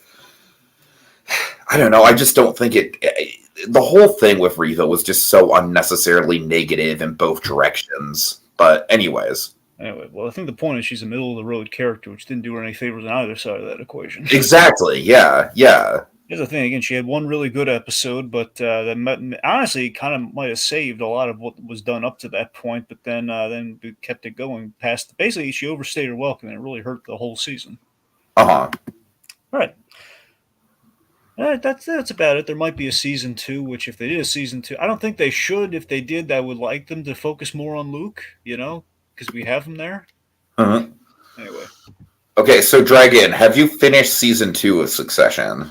No, I haven't. I tried to, but then, certain things dropped, and yeah, so I... Okay, no problem. So here's what we're going to do. So I've seen the first season. I'll start off, and then I'll pass it to you, okay? All right. So I believe you already talked, obviously, to the first season. So for me, yeah, I gave it a shot because you recommended it. I've loved shows like Mad Men and Veep, so I've seen them, and basically that's the best way I'd equate the show. The show is kind of like a fusion of those two shows. It's got the edge of Veep, the black satire of it all, and it's got kind of the setting of Mad Men. Mm-hmm. So yeah, I liked it. I'm liking what I'm seeing so far. One season in, I'm definitely interested. It took a while. I'm still getting used to the family dynamic of their term of endearment practically is F off. It's a little kind of hard to wrap around, but believe me, by season 3, like I already told you this, but by season 3, Kieran Culkin is literally going to be doing impressions of Brian Cox saying F off, and it's going to be genuinely adorable. So basically, Succession is kind of a satire of the 1% and very much kind of a parody of the Disney company in many respects, which is really fun to me. Yeah, it's got great casting. I mean, Jeremy Strong. I've liked Jeremy Strong and things I've seen him in. Jeremy Strong is a freaking revolution in this show, I think. Yeah, I mean, he's. I was very fascinated by Jeremy Strong in the first season, the arc that he goes on, and where he goes. Especially I love the arc, just the whole season kind of built around like his progression of he starts off as the company man, and where he ends up. He's still a company man, but a lot of things have happened to bring him to that point. Mm-hmm. Kieran Culkin, I like him. I like that guy in everything I see him in. This is one of the best things I've seen him in. He plays a really great character here. I feel. How about that bet that he makes with the kid in the first episode? Isn't that a great tone setter for the character? I think absolutely it does. Where this is a kid who's probably been put in this position by his own family, and he's the trauma just keeps getting pushed on. Like, hey, I'll give you $1 million right now if you make that shot. Yeah. Crazy. Anyway, let's see. So but ultimately, just the first season's a story about the tone of the show. I guess is a sampling what's to come. Even more so, it's a story about power and the effect on that, and its effect on a family. Where it's like a rich gets richer kind of story, but it's like how ultimately I like that as bombastic and unrelatable as the show is, the deeply relatable element of the show I think keeps you coming back. Is I love how basically it's a very real. Like how do you deal with a difficult patriarch of your family? Yeah, especially totally. When he's in his advancing years. It's basically like the most over-the-top dramatic version of the whole new Disney thing of dealing with family trauma as a villain trope. I mean, and sure, but it's also just when you have a family member who's getting up there in age, and how do you deal with that? It's how do you deal with kind of essentially kind of grumpy grandpa? How do you deal with when you're kind of feuding with a father or something, or whoever your patriarch or matriarch is? So I thought that was. Whereas Brian Cox, he's so good in this show. He's on fire. He only gets better and better as the seasons go on. Yep. So just excellent. Of course, the way he plays that scene in the last episode of the first season. Oh yeah. between him and Kendall is just There's like a ton of Godfather parallels between him and Kendall, I think. absolutely, and I love that. Also, again, there are some great side characters. Well, like Tom and Greg are kind of my favorites, so I love when these two guys. Tom and Greg are amazing, and they are everyone's favorites. I'm basically to transition to you. I'm basically halfway through, so like episode 5 or 6 of. Did you get to the water bottle scene yet? The water. That's what I'm saying. So I got that far. I got I've just started the episode after the whole lockdown thing. Okay. Yeah. Got it. So yeah. All right. So season 2 for me. Yeah. What do you got? I think season 2 is probably the best of the 3. I think that it reshifts gears from from taking Logan out of power back into like, okay, we've got to keep the family name, we've got to keep Logan in power because Logan is the family. Dragon, have you gone into Holly Hunter at all in season 2 yet? Yeah. So she's introduced during that one episode. I was the water bottle episode. So I've seen right. So she's going to become a really important player. I'm not going to give away too many details, but season 2 is also going to kind of the cruise ship stuff, the stuff that Greg was shredding in season 1, the evidence. That's definitely going to come back up, and. There's going to be a lot of the last 2 episodes of season 2 are genuinely like just crazy as far as just like the suspense and just kind of like the backstabbing and the treachery. A lot of season 2 focuses on Tom and Shiv's marriage, which, Dragon, if you remember at the end of season 1, they have that big thing where Shiv legitimately, like, on their wedding night is like, oh, I want an open relationship. Would that be okay? We're going to kind of, Dragon, by the end of the season, there's going to be a really satisfying resolution to all that, and all of Tom's kind of, like, boiling, underlying kind of, like, kind of paranoia and insecurities. And season 2, the end of season 2 is definitely the biggest bomb drop that the show has done so far. I have a theory about Succession, where it's going. I don't know if this is already happening. Obviously, you know the answer to this, but I won't. I don't need to tell me either way. I think ultimate's going to happen is I think Greg's going to get control of the whole company. That's a big popular theory. No one knows who's going to get control yet, but yeah, there's Greg getting control certainly is a fan favorite theory. The very simple reason if we're pairing the Disney company, he's Roy Disney. He's the idiot nephew. He is totally the idiot nephew. So at the very least, one of these seasons, it's bound to be he's going to be like in control. If not the end of the show, it's going to be at the very least like the end of a season coming up where it's like we've named a successor and it's Greg. Oh my god. Let's see. You have not gone into Kendall's rap yet, have you? Kendall's rap? You'll know it when you see it. No, I definitely haven't gotten to Kendall's rap. Man, that comes late in season 2, and it is one of the most memorable things. Right now, where I'm at is he did this seemingly nice thing, but I'm sure he just really wanted a release of some kind. He basically he's bunking with he basically gave Greg this apartment, this really sweet apartment. Right, yeah. He's like hanging out while he's like throwing parties or something. He's basically trying to get away from it all. L to the OG, Dragon. Yeah. That's all you need to know. L to the OG. Oh god, this gonna be like Connor's presidential video.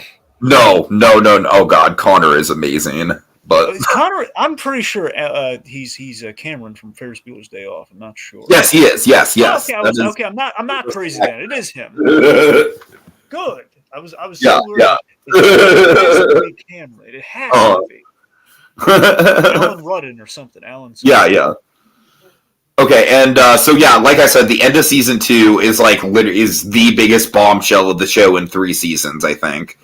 Season 3, I can't really go into much detail about it without spoiling that big bombshell. But I will say it sees the family very divided, like way more divided than ever before, way more divided than season 1. There's a lot of treachery, a lot of alliances.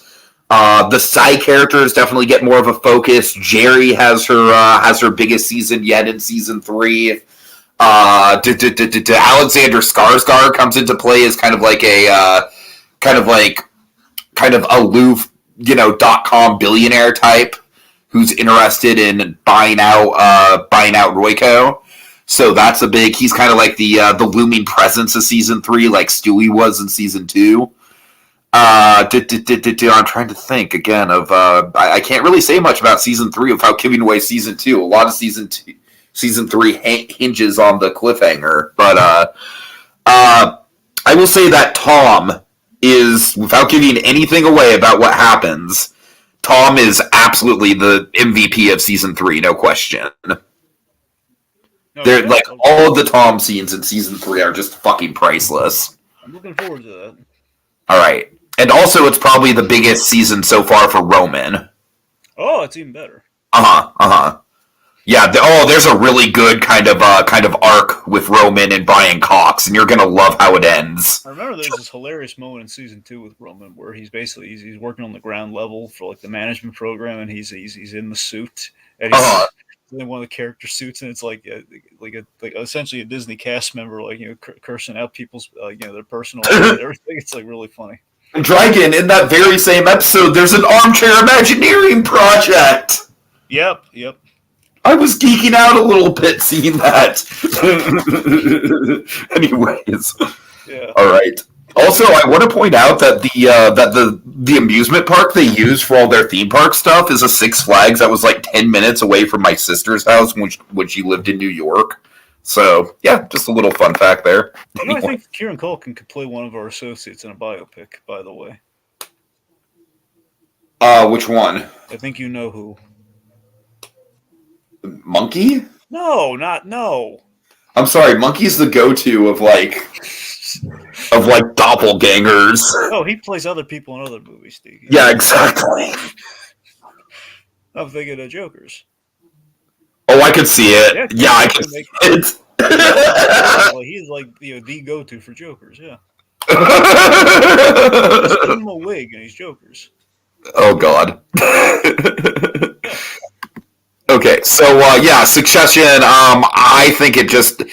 I do think that season 3 is probably the weakest of the 3 seasons because mostly because you can tell that they're filming around pandemic restrictions. Like, not all of the characters, there's not as many big lavish get-togethers. A lot of the scenes are just kind of like 2 characters in a room talking. You can kind of tell there's a social distance thing on play. Characters will kind of Skype in and stuff like that. But in spite of that, I do think that the last 2 episodes of season 3 might be the best 2 episodes of the show. So, yeah, I mean, it ends on a killer note, and I can't wait to see where it goes next. All right, so Dragon, let's just go ahead and sort of. I know I need to watch The Staircase. It's on my to-do list. Yeah, seriously, Tig, you really. I was really hoping you were going to watch this on your trip, but you didn't. Okay, I was very busy on my trip, dude. No, I meant like on the plane ride, Tiki. Okay, well, the plane ride is an hour and a half, all right? I'm not going to have time to watch the whole thing. Oh, we made it sound like it was going to be. You said, "Oh, I'll watch it while I'm on the plane." Like, really made it sound like it was going to be a longer plane ride. I'm sorry. I mean, I just found something else to watch, so I'm sorry. Well, that tracks. It was only like an hour flight, Right. Anyway, so so The Staircase. Of course, this is based on. I believe you've seen the original documentary, The Staircase, haven't you? I have, yes. Yeah. So this is it's really heady. This is great. It adapts that docu-series. So essentially, they made a documentary that ended up on Netflix eventually. They kind of polished it and put it on Netflix, which is basically where everyone can access it now. Anyway, essentially, this is the famous thing that's been parodied a bunch of times. You have like a writer, who is a writer whose wife dies very suspiciously, and they reveal he had a very active sex life. That then puts him into question, like, wait a minute, did he kill his wife? Did he not kill his wife? Like, was that impassioned 911 call faked? All that sort of stuff. So the point being, The Staircase, they've adapted here and has that meta element of like, hey, the camera crew from the documentary is in the essentially the biopic of it, which is really heady. It is. That's probably the biggest selling point for this for me. Yeah, it's not just like a casual like framing device. It's like a big role, and there's a big payoff to like the documentary crew, like especially by like the halfway point, or maybe a little bit of a halfway point. Anyway, yeah, so Colin Firth plays Michael Peterson, which is the big sell for me. Is like not just I already was in for The Staircase, like, oh my god, I love Colin Firth, and he plays this guy so perfectly. He plays Mike Peterson like better than Mike Peterson. You know, it's wonderful. Like he's charismatic, but again, there is that element of like this guy's again, he's playing it really close to the vest. And you can kind of see that. And even better, his lawyer played perfectly by Michael Strohlbarg. Mm-hmm. Strohlbarg, he's a very empathetic lawyer. He's on his side, but again, he's very much dealing with kind of a client who's definitely not looking in a good light right now. Toni Collette, your girl, she's big time. Now, the best part about this, Tiki, for you is that there's a really interesting framing device where you jump like around the Kathleen story and the main story that's going on. We jump in time all over the place with this, and it like goes back to like the events that led up to Kathleen's death because we don't know exactly full on what happened. What they do is at key points in the show, they will reenact. Essentially, they'll play out the many theories of how Kathleen died. Like here's the theory in which she actually that's interesting. In which he killed her, and there's the other theory or two that happens. I think it's 3, might be technically 4, but key points are going to show you that anyway.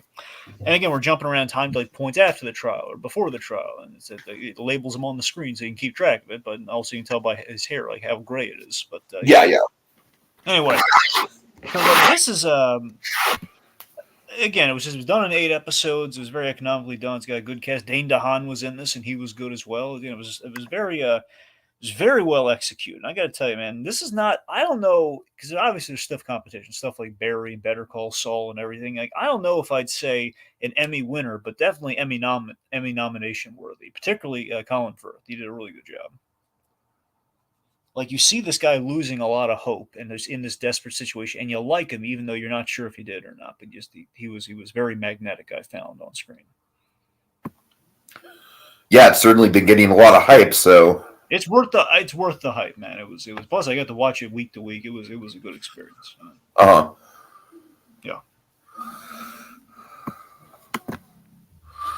All right, Web of Make Believe. Oh yeah, I actually watched this. I thought my the stuff that I'd watched was over. Okay. Yeah, I don't know about you, Dragon, but I found a lot of this pretty fucked up in a good way, like in a compelling way. Did you see it? Here's the thing. I started Web of Make Believe, but I kind of drifted out of it after the first episode. First episode was the swatting episode, right? Yeah, that was the swatting episode, yeah. Okay, it's funny that you say that, because that to me was like by far the most compelling episode. No, it was compelling. It's just, I don't know, it was, I don't know. Honestly, what Make Believe, there was a lot of overseas stories, wasn't it? No, not necessarily. It's mostly just kind of like mistaken identity and stuff like that. There's one about a woman who falls into an alt-right crowd and ends up writing hate speeches for neo-Nazis, and I don't know, Dragon. I do think that it does peak with the swatting episode, because I think the swatting episode really just Dragon. Let me say, I watched that on my flight back, and it genuinely pissed me off to the point where I was kind of like gripping the armrest of my seat a little bit. I was like, oh my god, this is so fucked from so many levels. I don't necessarily think the series gets any more compelling after that, and there's actually like a 2-parter at the end that's kind of just like, all right, they just figured out a way to just like make a bunch of money off people online. It's not necessarily like, I feel like the swatting thing is like way more of a compelling, like, oh my god, this guy has like, he's almost like a super villain. You know what I mean? He has like this superpower that he's just abusing.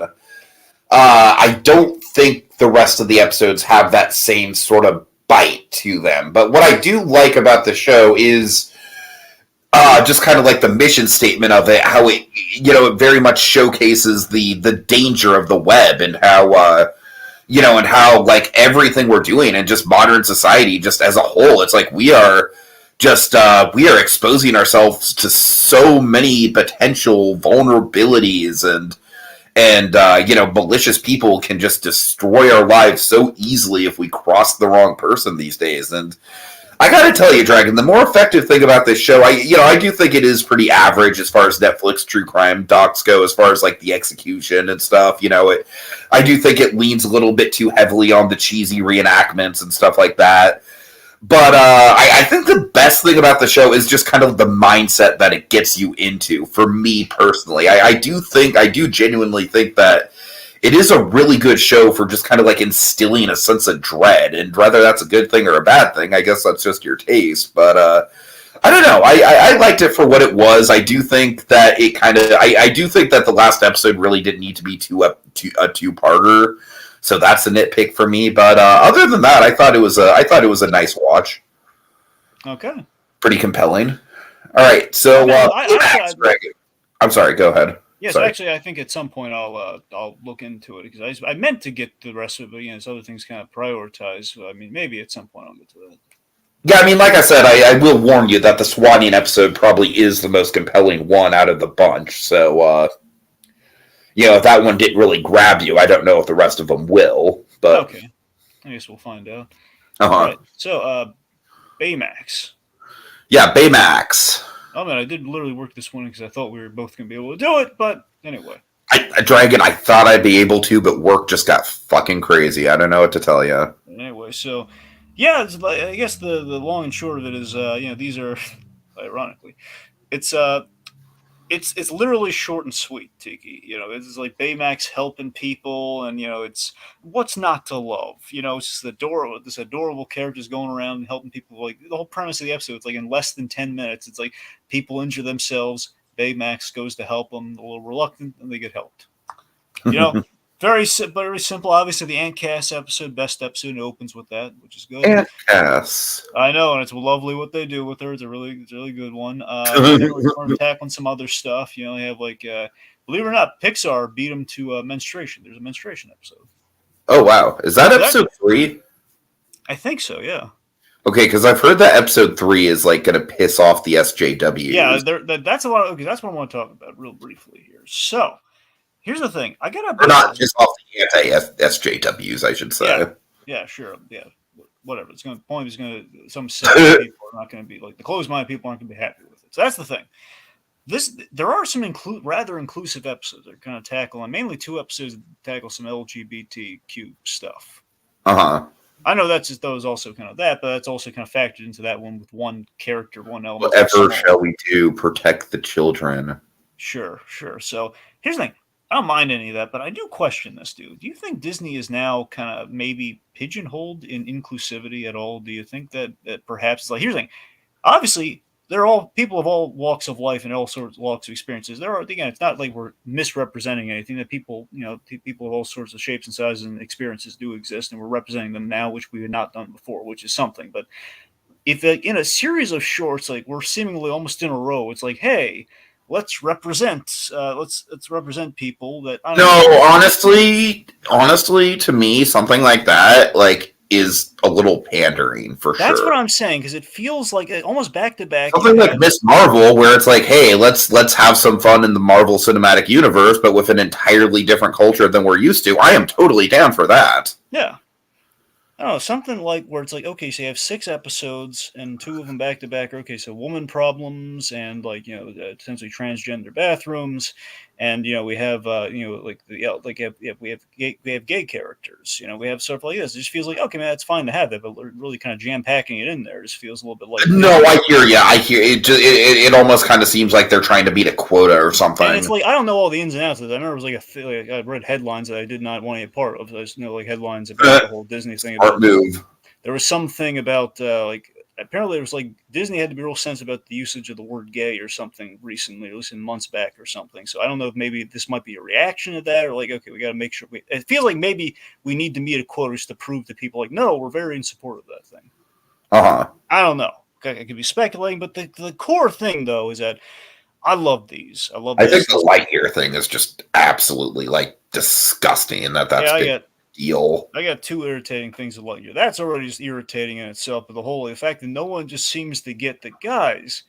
Okay, it's a different Buzz Lightyear. That's why it's not Tim Allen. There's no. Oh, that drives me fucking crazy. It's guys, as far as just people being stupid goes. Yeah. But the thing that drives me crazy as far as people being ignorant and ignorant at best, straight up malicious at worst goes is like, oh my god, 2 women kissed on screen, hide the children, Disney's trying to brainwash the youth. I'm like, Jesus fucking Christ, calm down. Chris Evans is right. I wish we could get to a point where this was just fucking normal and it didn't have to be a fucking big deal. I know people were joking about it back then. Seriously, wouldn't Chris Evans make a nice president? I mean, he's a young guy. He actually cares about the issues. He's got America in his blood, literally. Honestly, yes. I'm just going to go an empathetic yes. I mean, because I am with him. I am firmly with him when it comes to like the outrage culture. I feel like he kind of has a middle ground of like, all right, like can we just not freak out about this kind of stuff? Yeah, I mean, think about it. He doesn't have like a big contracted role with the MCU anymore right now. He's got free time. It's like he can do it. Okay. We need a young president. Why not? I'm not getting political. This is happening. The conversation has turned to Chris Evans for president. I'm just saying. I'm not trying to get political or anything. I'm just saying. I think a young guy or a young person, period, would be a refreshing change of pace. All right. It would be. I'm just saying. It's like we always have. Okay, Dragon. The bit. All right, we get it. Point being, Baymax though. I love this. I'd love more of it. We're hitting all the right notes, and believe it or not, the penultimate in the last episode, there's a running arc. Is there? Yeah, which was surprising. It was really emotional. Like I was actually like clutching the pearls a little bit. Like, oh no, Baymax! Oh god! There's like a moment where obviously he's going to be okay, but it's like the way they framed it, like, oh man, that's a really interesting, dramatic thing that they did there. Wow. Yeah. Cool. Stakes. All right, these next two are going to go by. There's 3. This next one, after this next one, is going to go by pretty fast. So, Last Days of Ptolemy Gray. This is an Apple TV Plus show, and it was really good. So this adapts a Walter Mosley novel. I believe the Harlem novelist, or the black novelist who's does I forget if he did the Harlem detective novels or not. But the point being, he's a lot of like noir stuff. Anyway, so Sam Jackson. This is the show starring Sam Jackson. I don't know if you've ever seen this advertised or not. I think I have. Yeah. I was always kind of reticent to get to this. Basically, it was like, while I'm using the Apple TV Plus thing, eventually I'll get to it. So eventually it happened. So I went to it, and Sam Jackson, he plays a 91-year-old man with memory problems. Oh wow! And Sam Jackson, he was so like Emmy-worthy good in this. He really was. This was years back, so I don't know if the Emmy probably was like a few years back. I think this came out in 2020. I'm not sure. So. Initially, I was worried because the first episode I think is a slow build. It's good, but more so in retrospect once you have all the episodes, which is like, okay, I don't know if I'm feeling this, and I'm gonna stick with it for the next episode. Episode 2 is where things absolutely picked up. Like you're in, like you get the charm of the character, and then you get like the charm really takes hold where he gets like this new caregiver. Essentially, it's like kind of like not his niece, but kind of a lady. It's like she's not directly related to the family, but she's kind of like a niece. And she's kind of Robin is her name, and she basically kind of helps him out. And there's like a bond that forges. And then you get to the real meat and potatoes of the premise, which is fascinating. It takes a Flowers for Algernon approach. So he's having memory problems, and his nephew, who basically was like his son, who took care of him, like the only family member who gave a darn about him and took care of him, he gets murdered. So, and he didn't know about it. He went to the funeral and everything, and he's like going to a funeral, and it's like a reveal in the show of like, oh God, no, he's dead. Why didn't anybody tell me? Yeah. The idea is they probably told him, but he forgot about it. Anyway. Right. So, beautiful scene the way Sam Jackson plays that, by the way. Regardless, so he basically is offered this treatment that the nephew set up for him before he died, which is like, he goes to this treatment, he gets an injection that essentially is like Flowers for Algernon. He like Charlie, he gets all of his memory back, all of it. And he basically uses this ability while he has it to set things right, and basically turns into Gran Torino. It's like Flowers for Algernon that leads to Gran Torino, where he's kind of putting things right. And again, the whole show is called The Last Days of Ptolemy Gray, and that's essentially what he's doing here. He's setting things right, and he's looking into who killed his nephew, because no one else gives a darn. And yeah, it was really good. Walton Goggins plays the doctor who gives him the shot. And it's very compelling. Again, Sam Jackson kills it, and it's just it's wonderful. Nice. Yeah. Okay, these next two are the ones going to go by fast. So, Young Justice season 4, it still continues to be good since HBO Max saved the show from cancellation. Well, since DC Universe, then HBO Max saved from cancellation, get away with a lot more stuff. Core of the season, I will admit, I think there was it's more of a personal taste thing where the show kind of plays out in arcs, like roughly 3 arcs or so, and basically the arc that the show started on was really good. It's like Miss Martian and Superboy get married. It's a really good story, and then something bad happens, a tragedy happens, and that kind of sends a ripple effect to characters. Like you see, Tiki, in animation, you get to see a character actually deal with the most realistic depiction of depression you've ever seen in your life. Which, well, it's interesting. And then it kind of it drags in the middle for him because then it does like a lot of magic stuff in which like, okay, we're exploring the magical side of DC, which is okay, it's cool, but not really my bag. And then it refocuses towards the very end. Like we get into the Phantom Zone, we do some cool stuff with General Zod, and like it really kind of like finds itself again. They're building up Darkseid. They've been building up Darkseid for many seasons now, and that's what I'm really excited about. Like, man, yet another build up the Darkseid, and Supergirl's coming into the fray now. That could be really interesting. So ultimately, I'm loving Young Justice, and it's still a quality show. It's just I wish maybe we dial back on the magic stuff. So okay, last one gonna be real fast. Flash season 8. Oh God. This is the last one, right? Unfortunately, no. Oh, there's one more? Oh, no. I mean, until at least, I mean, I'm. Oh, God. Before all this, let me put it this way. I don't run, Barry, run. Okay, so unless the shakeup that's happened at the CW makes them forced to cancel the 9th, they approved the ninth season before that, so I don't know if they're still going to do the 9th season or not. God, Dragon, I give you and everyone else who's still watching that show so much credit for your sheer dedication. You should give me credit for all the other shows I stuck with. I know. The sad thing is that The Flash is the best of those shows. No, I know. Well, technically, right now, the best of any of those shows is Stargirl. That's the one that's still good. Uh-huh. But we'll see, though. It's entering its 3rd season. You remember the pattern. Oh, yeah, that's the death now. Yeah, that's the one. First season, good setup. Second season builds on the good setup, and then it's all downhill. So that's what I'm interested to see, if Stargirl's going to be breaking the pattern or fitting the pattern like a glove. We'll see. Oh, God. Flash season 8, long story short, I didn't give a crap about anything until the Reverse Flash showed up for 2 years. Tiki, seriously, though, when he shows up, it's like the Kingpin showing up in Daredevil. It's like amazing. Oh, sure, yeah. When he shows up for 2 stories. One I've already told you about with the whole Crisis. They did like, not a Crisis story, they did like a crossover story, which essentially is like a big Flash story, and it was again, I didn't care about that story until they revealed who was pulling the strings, and it was the Reverse Flash, and it was Kavanaugh. I love when he shows up, and this crossover story they did was like basically Reverse Flash's ultimate revenge plan. He switched lives with Barry on, took everything from like he's married to Iris, and he put Barry in the yellow Flash, in the Reverse Flash costume. And it was awesome. That's kind of cool. I will admit that is pretty cool. That was like him getting like the Reverse Flash got everything he ever wanted in an episode, and it was amazing. And then what the Flash did. You really are at this point literally just watching for the one guy. Essentially, yes. I feel that. I've been there before with shows. At this point, yes. Like I'm really when I'm recording, I'm fast forwarding through BS stuff I just don't care about. Like at this point, like I don't care about who's running the paper. I don't care who's running the Citizen. Right. Yeah. I don't care about journalism or the lady with the light powers.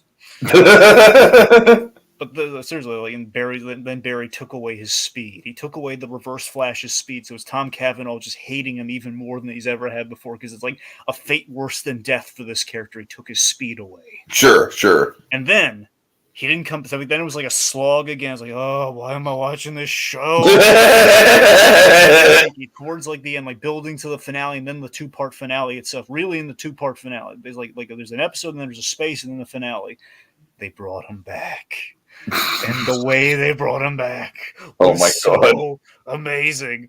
Just long story short, you sound like a freaking abusive relationship victim, man.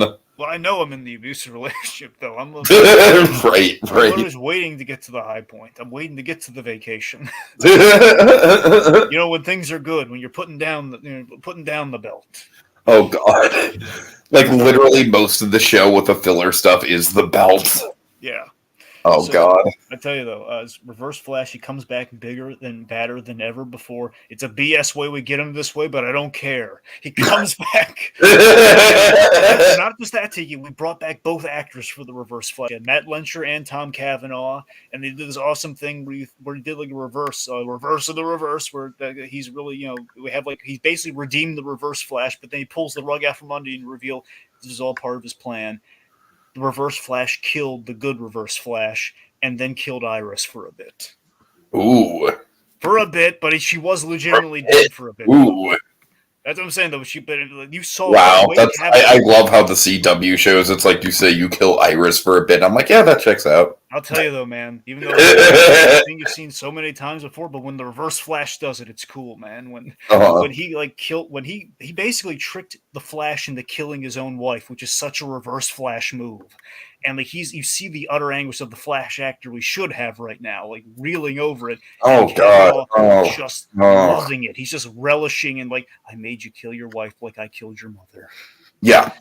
Oh, it's awesome. And then there's like a battle, and it's great, and it's awesome. Anyway, point being, living for the Reverse Flash. That's it. Okay. All right. So catch-up is going to go by quick because most of the stuff we've already talked about via Spielberg month and stuff like that. But we'll start with Maverick, Dragon. Top Gun Maverick. This it's very good. It's very well shot. I do think as far as the story goes, it's a solid hero's journey, basic retelling of Star Wars. Honestly, with the Star Wars comparison, I think the biggest comparison you can make as far as Star Wars goes is that the actual mission that they are training for, Dragon, it's literally a Death Star run. It's pretty much a real Death Star run where they have to go like into the trenches of this Russian military base in the middle of the mountains and shoot this target with a very precise range, and then at the end there's literally the Han Solo figure who seems like he gave up, but then he comes back. He's like woohoo! But yeah, I do think Maverick has a really good sense of kind of character depth and emotion that kind of permeates the film. Dragon, there's one moment with they have one scene with Kilmer, and it's amazing. Really? Because he's seen the basically what he's doing is he's just kind of like typing his he's typing his responses to Cruise on a keyboard or on like a word processor. Mm-hmm. And when he needs to really make his point, Dragon, he gets up and he looks Tom Cruise dead in the eyes. And with his actual voice that is ravaged by cancer at this point, he says, "The boy needs Maverick." Nice. I need Maverick. Ooh. Yeah. It's like, oh man. Like that's a great kind of like art imitating life, imitating art right there. You know what I mean? Yeah. Like that the man was in physical pain to deliver those lines. So Dragon, honestly, the action scenes are so immersive and so crazy in how they're shot, just being in the planes. I legitimately got motion sickness to the point where it was honestly like, this is like the first movie I've ever experienced a motion sickness issue. But suffice to say, Dragon, I was feeling the G's, and it kind of fucked me up. Really? Yeah, it was. I've never experienced that in a movie before, ever, with anything, not even close. But honestly, I do think it's a testament to how intense and how immersive the film is. But I don't know. It's certainly not something that I'm rushing back to see again because I don't want to get. Like, it didn't just make me motion sick in the theater, Dragon. It made me queasy for, like, a big chunk of the rest of the day. So, yeah, I don't know. But, yeah, I mean, Tom Cruise is, he's pretty damn iconic. Say what you will about his silly little cult that he's in. But, he is probably one of the last true movie stars that we have. I am very much looking forward to the new Mission Impossible next year and seeing the stunt work in that. But yeah, Maverick, I would honestly give it probably like a high 7 out of 10. I'm not in love with it the way that most people are. But it is a very well-made movie. It does have a good emotional core to it. At the end of the day, for me, it's a little formulaic, but I like it. I like it just fine. I thought it was very good. I just think that people are kind of like hyping it up as like one of the best movies ever made. And I'm like, no, not for me. Not quite. I would like. I feel like people are hyping this up the same way that they hyped up Mad Max Fury Road, and Mad Max Fury Road is in like that. That is up there for me as like I would probably put that in my top 20 of all time, if not top 10. So yeah, definitely not on the same level as something like that. All right, Dragon. So for Spielberg month, you saw West Side Story. Yes, I did. You feel pretty. I feel pretty. Anyway, so yeah, Spielberg he did a pretty good job with the musical. I got to admit. Yeah. Oh yeah. I was a little worried. I was like, oh man, just attach his name to a musical. It's just going to be like basically maybe better, maybe well shot, but still it's going to be more like, well, where's the grit, man? Where's the Anyway, so yeah, of course, West Side Story is a story in general. It's like the Romeo and Juliet I can really go in for, and yeah, I think Spielberg. I think the biggest feather in the cap Spielberg had here was that he was legitimizing the camp the best he could, and I think it really transferred. Like there were like a few blips in there. It was like, yeah, still kind of maybe too campy. But aside from that, like there's no way if there's the Officer Krupke, for example. There's no way. There's no way that song's not going to be 60s camp. Yeah. Anyway, so that, but also like you had the scene with the gun, but we've already talked about that. Has maybe a little too campy, but I am a fan of that scene, but we'll agree to disagrry on that. Well, you even agreed with me. Some of that was like, yeah, we're gonna run around a little campy during that. But regardless, I mean, that's what I'm saying. But overall, I mean, that's what I liked about it. The fact that he found a way to kind of legitimize the camp and kind of make it look more like kind of like intimidating and organized versus like Amber's randomly dancing all everywhere. Yeah, I'll admit there's always the one flaw with the movie that there's going to be no fixing. We've proven this even with the best director in the business, the man who made Jaws, E.T., Indiana Jones, made all those, made The Color Purple even. That guy. There's no fixing the couple who's head over heels in love with each other, practically going to elope after 2 days. There's no way of telling that story right. Yeah, for sure. I mean, I root for these crazy kids, but I mean, unfortunately, it's like, why can't we just say it's like a week or something? Like, no, it's got to be 2 days. I do feel like the movie does kind of lead into their kind of like starry-eyed optimism as their downfall, which I appreciate, but yeah. All right. Oh, also, it ends perfectly, so that's great too. So, Appointment West Side Story turned a lot better than I expected it to. Okay. 1 second, Dragon. I'm sorry. Don't tell me you forgot it. No, I know. I just want to look up what the 3 R's stand for, just so I know. Oh, okay. So my next film is RRR. R. Which R. Pretty much, rated. Yeah. Was it rated R? I believe so, yeah. So it's not just RRR, it's R. RRR. R. All right. All right. Are you ready?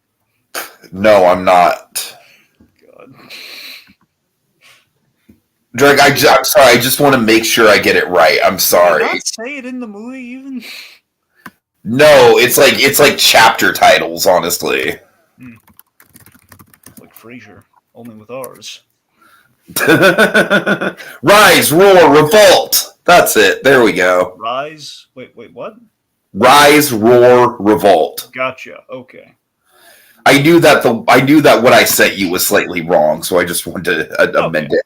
Oh, there you go. Okay, this movie is goddamn epic. This is the first Indian movie that I've seen, and it is. I have no idea how to describe this thing, man. It really is like you just kind of have to see the scope of it. It's crazy. It's over the top. Essentially, the plot, to boil it down, Dragon, is essentially it's a bromance. I'm not even lying. It's a bromance set against a historical revolution where you have like a captain of the British Guard, and he gets tangled up with the leader of a group of revolutionaries, and they happen to be at the same place at the same time and save a boy in the first act of the movie, and that little chance encounter dragon that blooms a bromance that is quite literally epic. This movie is wild, man. The first time you see one of the characters, the first time you see the guard, he is in one of the most insane fight scenes I have ever seen on film, as far as just like the number of people he is combating, because basically the whole setup of the scene is that he's working for the big bad British officer man, and he's got this very distinct mustache dragon, so you know he's a big important character. And someone like kind of like throws something at the Mushroom Man from this crowd that's revolting. The Mushroom Man, Jesus, the Captain Man. I'm sorry. They throw something at him, and he's like, "Get that one specific prisoner and bring him to me. Let's make an example out of him." So this dude has to go into this giant crowd of like thousands of people who are all revolting, and he is fighting his way the whole way there to get to this one specific person, and then dragging this person's ass the whole way back, all while just scraping and clawing through the dense bodies of all these people. Dragon, it is a hell of an opening action scene, bro. It is insane. And then the other character gets introduced in a hand-to-hand combat scene with a fucking tiger. That's where the roar comes into play. I see. This dude has a tiger. Crazy. Dragon, this is a fucking insane movie. It's on Netflix. I would honestly, I had no idea what to expect from it, but the first, 15 minutes of it, I was like, yeah, this is pretty damn epic. I can't really describe much more than that, because the rest of the movie just goes off and, these two become bros, and then it just goes crazy from there. There's some pretty insane dance numbers as appropriate for an Indian movie. I want to make it clear, Dragon, this is not a Bollywood movie in the traditional, in the official capacity. It's just a movie that was made by a very famous Indian director, and it's about an Indian revolution, but it is not specifically a Bollywood movie, though it does have flavors of Bollywood with the dance scenes and stuff. It's not necessary. I don't know. It's crazy. It's Dragon. It's unlike anything. I can't categorize it. I can't put it in a box. It's an action epic, but there's also a lot of dancing in it. And it's a romantic comedy for a certain point. It's a bromance. I don't know. I honestly think you'd really enjoy it just based on the opening action scene alone. I just think the opening action scene would sell you. It's a hell of a physical combat scene. So yeah, R&R definitely just super ambitious. I'm honestly not sure how I would rank it, just because I don't really it's such foreign territory to me.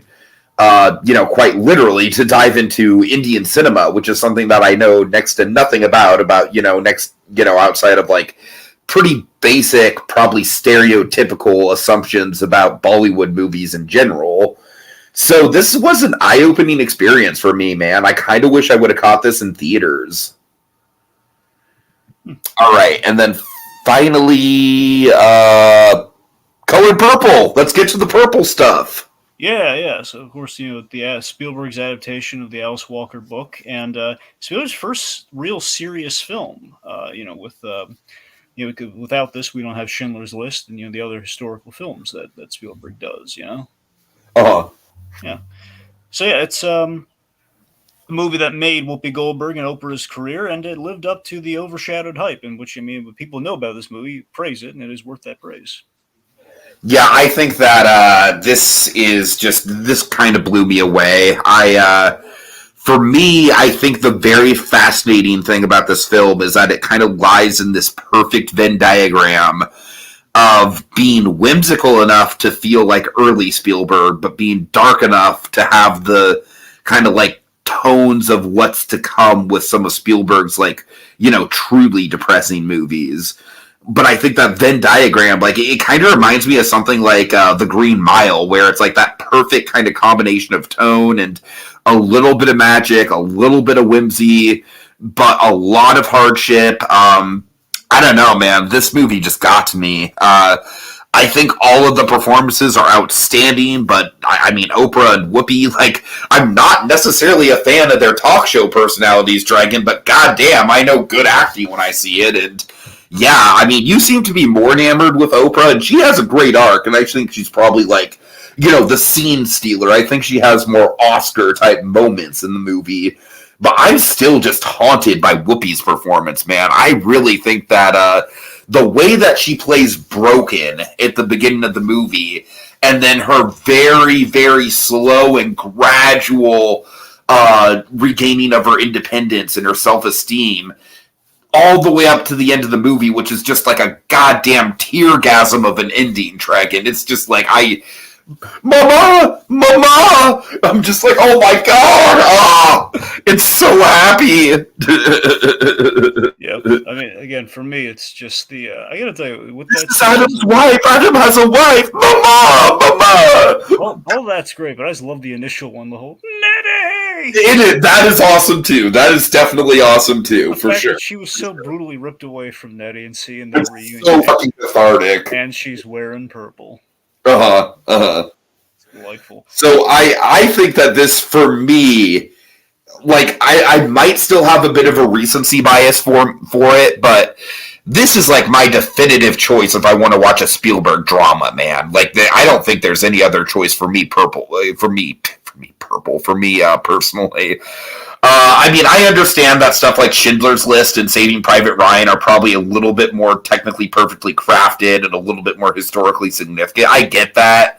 But this to me just really just has it's a journey, man. It's an epic, and like I said, I do think that some of the more soft edges of it really elevate it. I think it really does. This film has a playful tone in some spots, but I think the playful tone does kind of help when you have a character who is sort of naive and who's kind of coming into herself. So yeah, suffice to say, I'm really glad I got around to it. It's probably going to be the last true Spielberg masterpiece I discover, unless Duel really blows me out of the water, Dragon, which is possible. If one could say it's Jaws blowing out of the water and onto land. right. Yep. All right. I mean, it's with Color Purple too. Danny Glover is just amazing, and as we added layers to seemingly a monster who basically kind of finds an unconventional redemption. Yeah, absolutely. Okay, so Dragon, best and worst. What do you got? Why don't you go first? Okay, I will go first. No problem. So for best, I don't know. Honestly, it's a pretty decent, like, obviously I think The Color Purple is going to be, I'm going to have to call that the best just because it's just, like, it's such a stone cold classic and I loved it as much as I did. It'd be hard to not call it the best. But I got to give a shout out to R&R for just being so different and so over the top. And I've also got to give a shout out to The Black Phone for being one of the most genuinely unnerving times I have had in a movie theater in a horror movie in quite some time. Give Ethan Hawke the Oscar. I know it's never going to happen, but I want it to happen so bad. It's such an effective performance. Ooh. As far as the worst goes, I don't really think I saw anything that I truly disliked. I really didn't, honestly.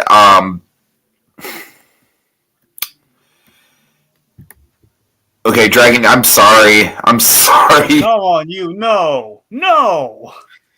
Yeah, the man from Toronto. Oh. What do you think I was going to say? Oh, nothing. Oh, you thought I was going to say Lightyear? Yeah. Fuck. I probably should have said Lightyear. No. stick with the man from Toronto. Oh God! All right, just because you're saying it like that, I'm gonna give you a pass on it. All right, the man from Toronto, and it's not bad. It's not bad. In Lightyear, it's ambitious in certain spots, and it certainly looks pretty. All right. Anyway. All right, what's your best and worst? Best and worst for me, pretty simple, pretty clear cut. Okay, worst. Well, I guess best. I start with best. Best, Elvis, easily. The Elvis movie really knocked my out. It was the best movie I saw this month. Easily. Nice. Worst, Jurassic World Dominion.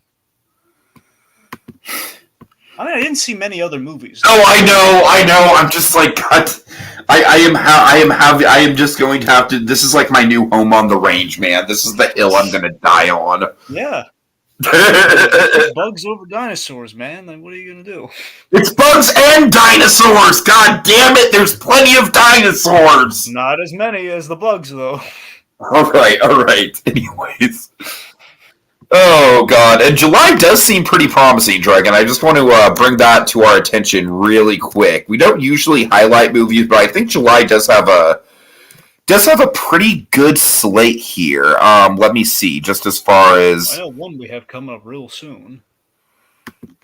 Well, yeah, Thor. That's honestly one of the ones that I'm not really stoked for, honestly. Dale is Gore the God Butcher, man. The second trailer for Thor really didn't do it for me, man. It really didn't do it for me. I think the God Butcher's going to turn you around, man. We'll see. Of course, we have Minions. Yeah. You're excited about Minions, right, Trey? Look, yeah, I'm mildly interested, yeah. I gotta say, I am mildly interested, too. That's a good way to put it. All right, let's see. What else do we have? We have Where the Crawdads Sing, which is the new Olivia Newman movie. I know that's not really your thing, but I'm excited for it. It was on my top 10 most anticipated of the year.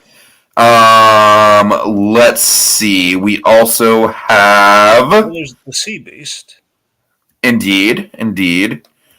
Oh, Nope. Nope is the big one for this month. Yeah. Nope is the big blockbuster for sure. Mm-hmm. Also, Bullet Train. Oh, yeah. That's in July, yeah. Yeah, I'm really excited about Bullet Train. Me too, yeah. Let's see. David Leitch doing that one. Indeed. Yeah, David Leitch, yeah. All right, I am not on a good website for this, but yeah, suffice to say, pretty good stuff coming out, and also the return of Better Call Saul. Oh yeah, it's not a movie, but something we're looking forward to. Yeah, that's next week, right? Yeah, I believe so. Well, wait a minute, is it next week? I think it should be. Yeah, so next week or the week after. What's the date? Do you know? God, is it? I don't know if it's the 12th or not.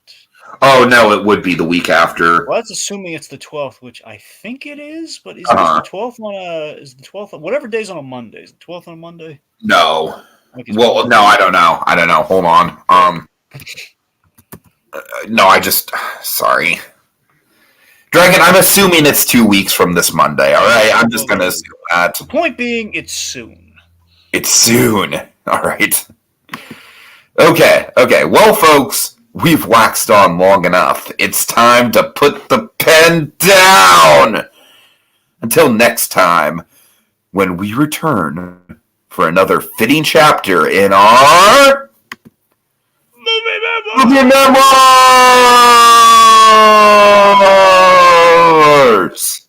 Evans for president. Give Ethan Hawke the Oscar, damn it. Just do it.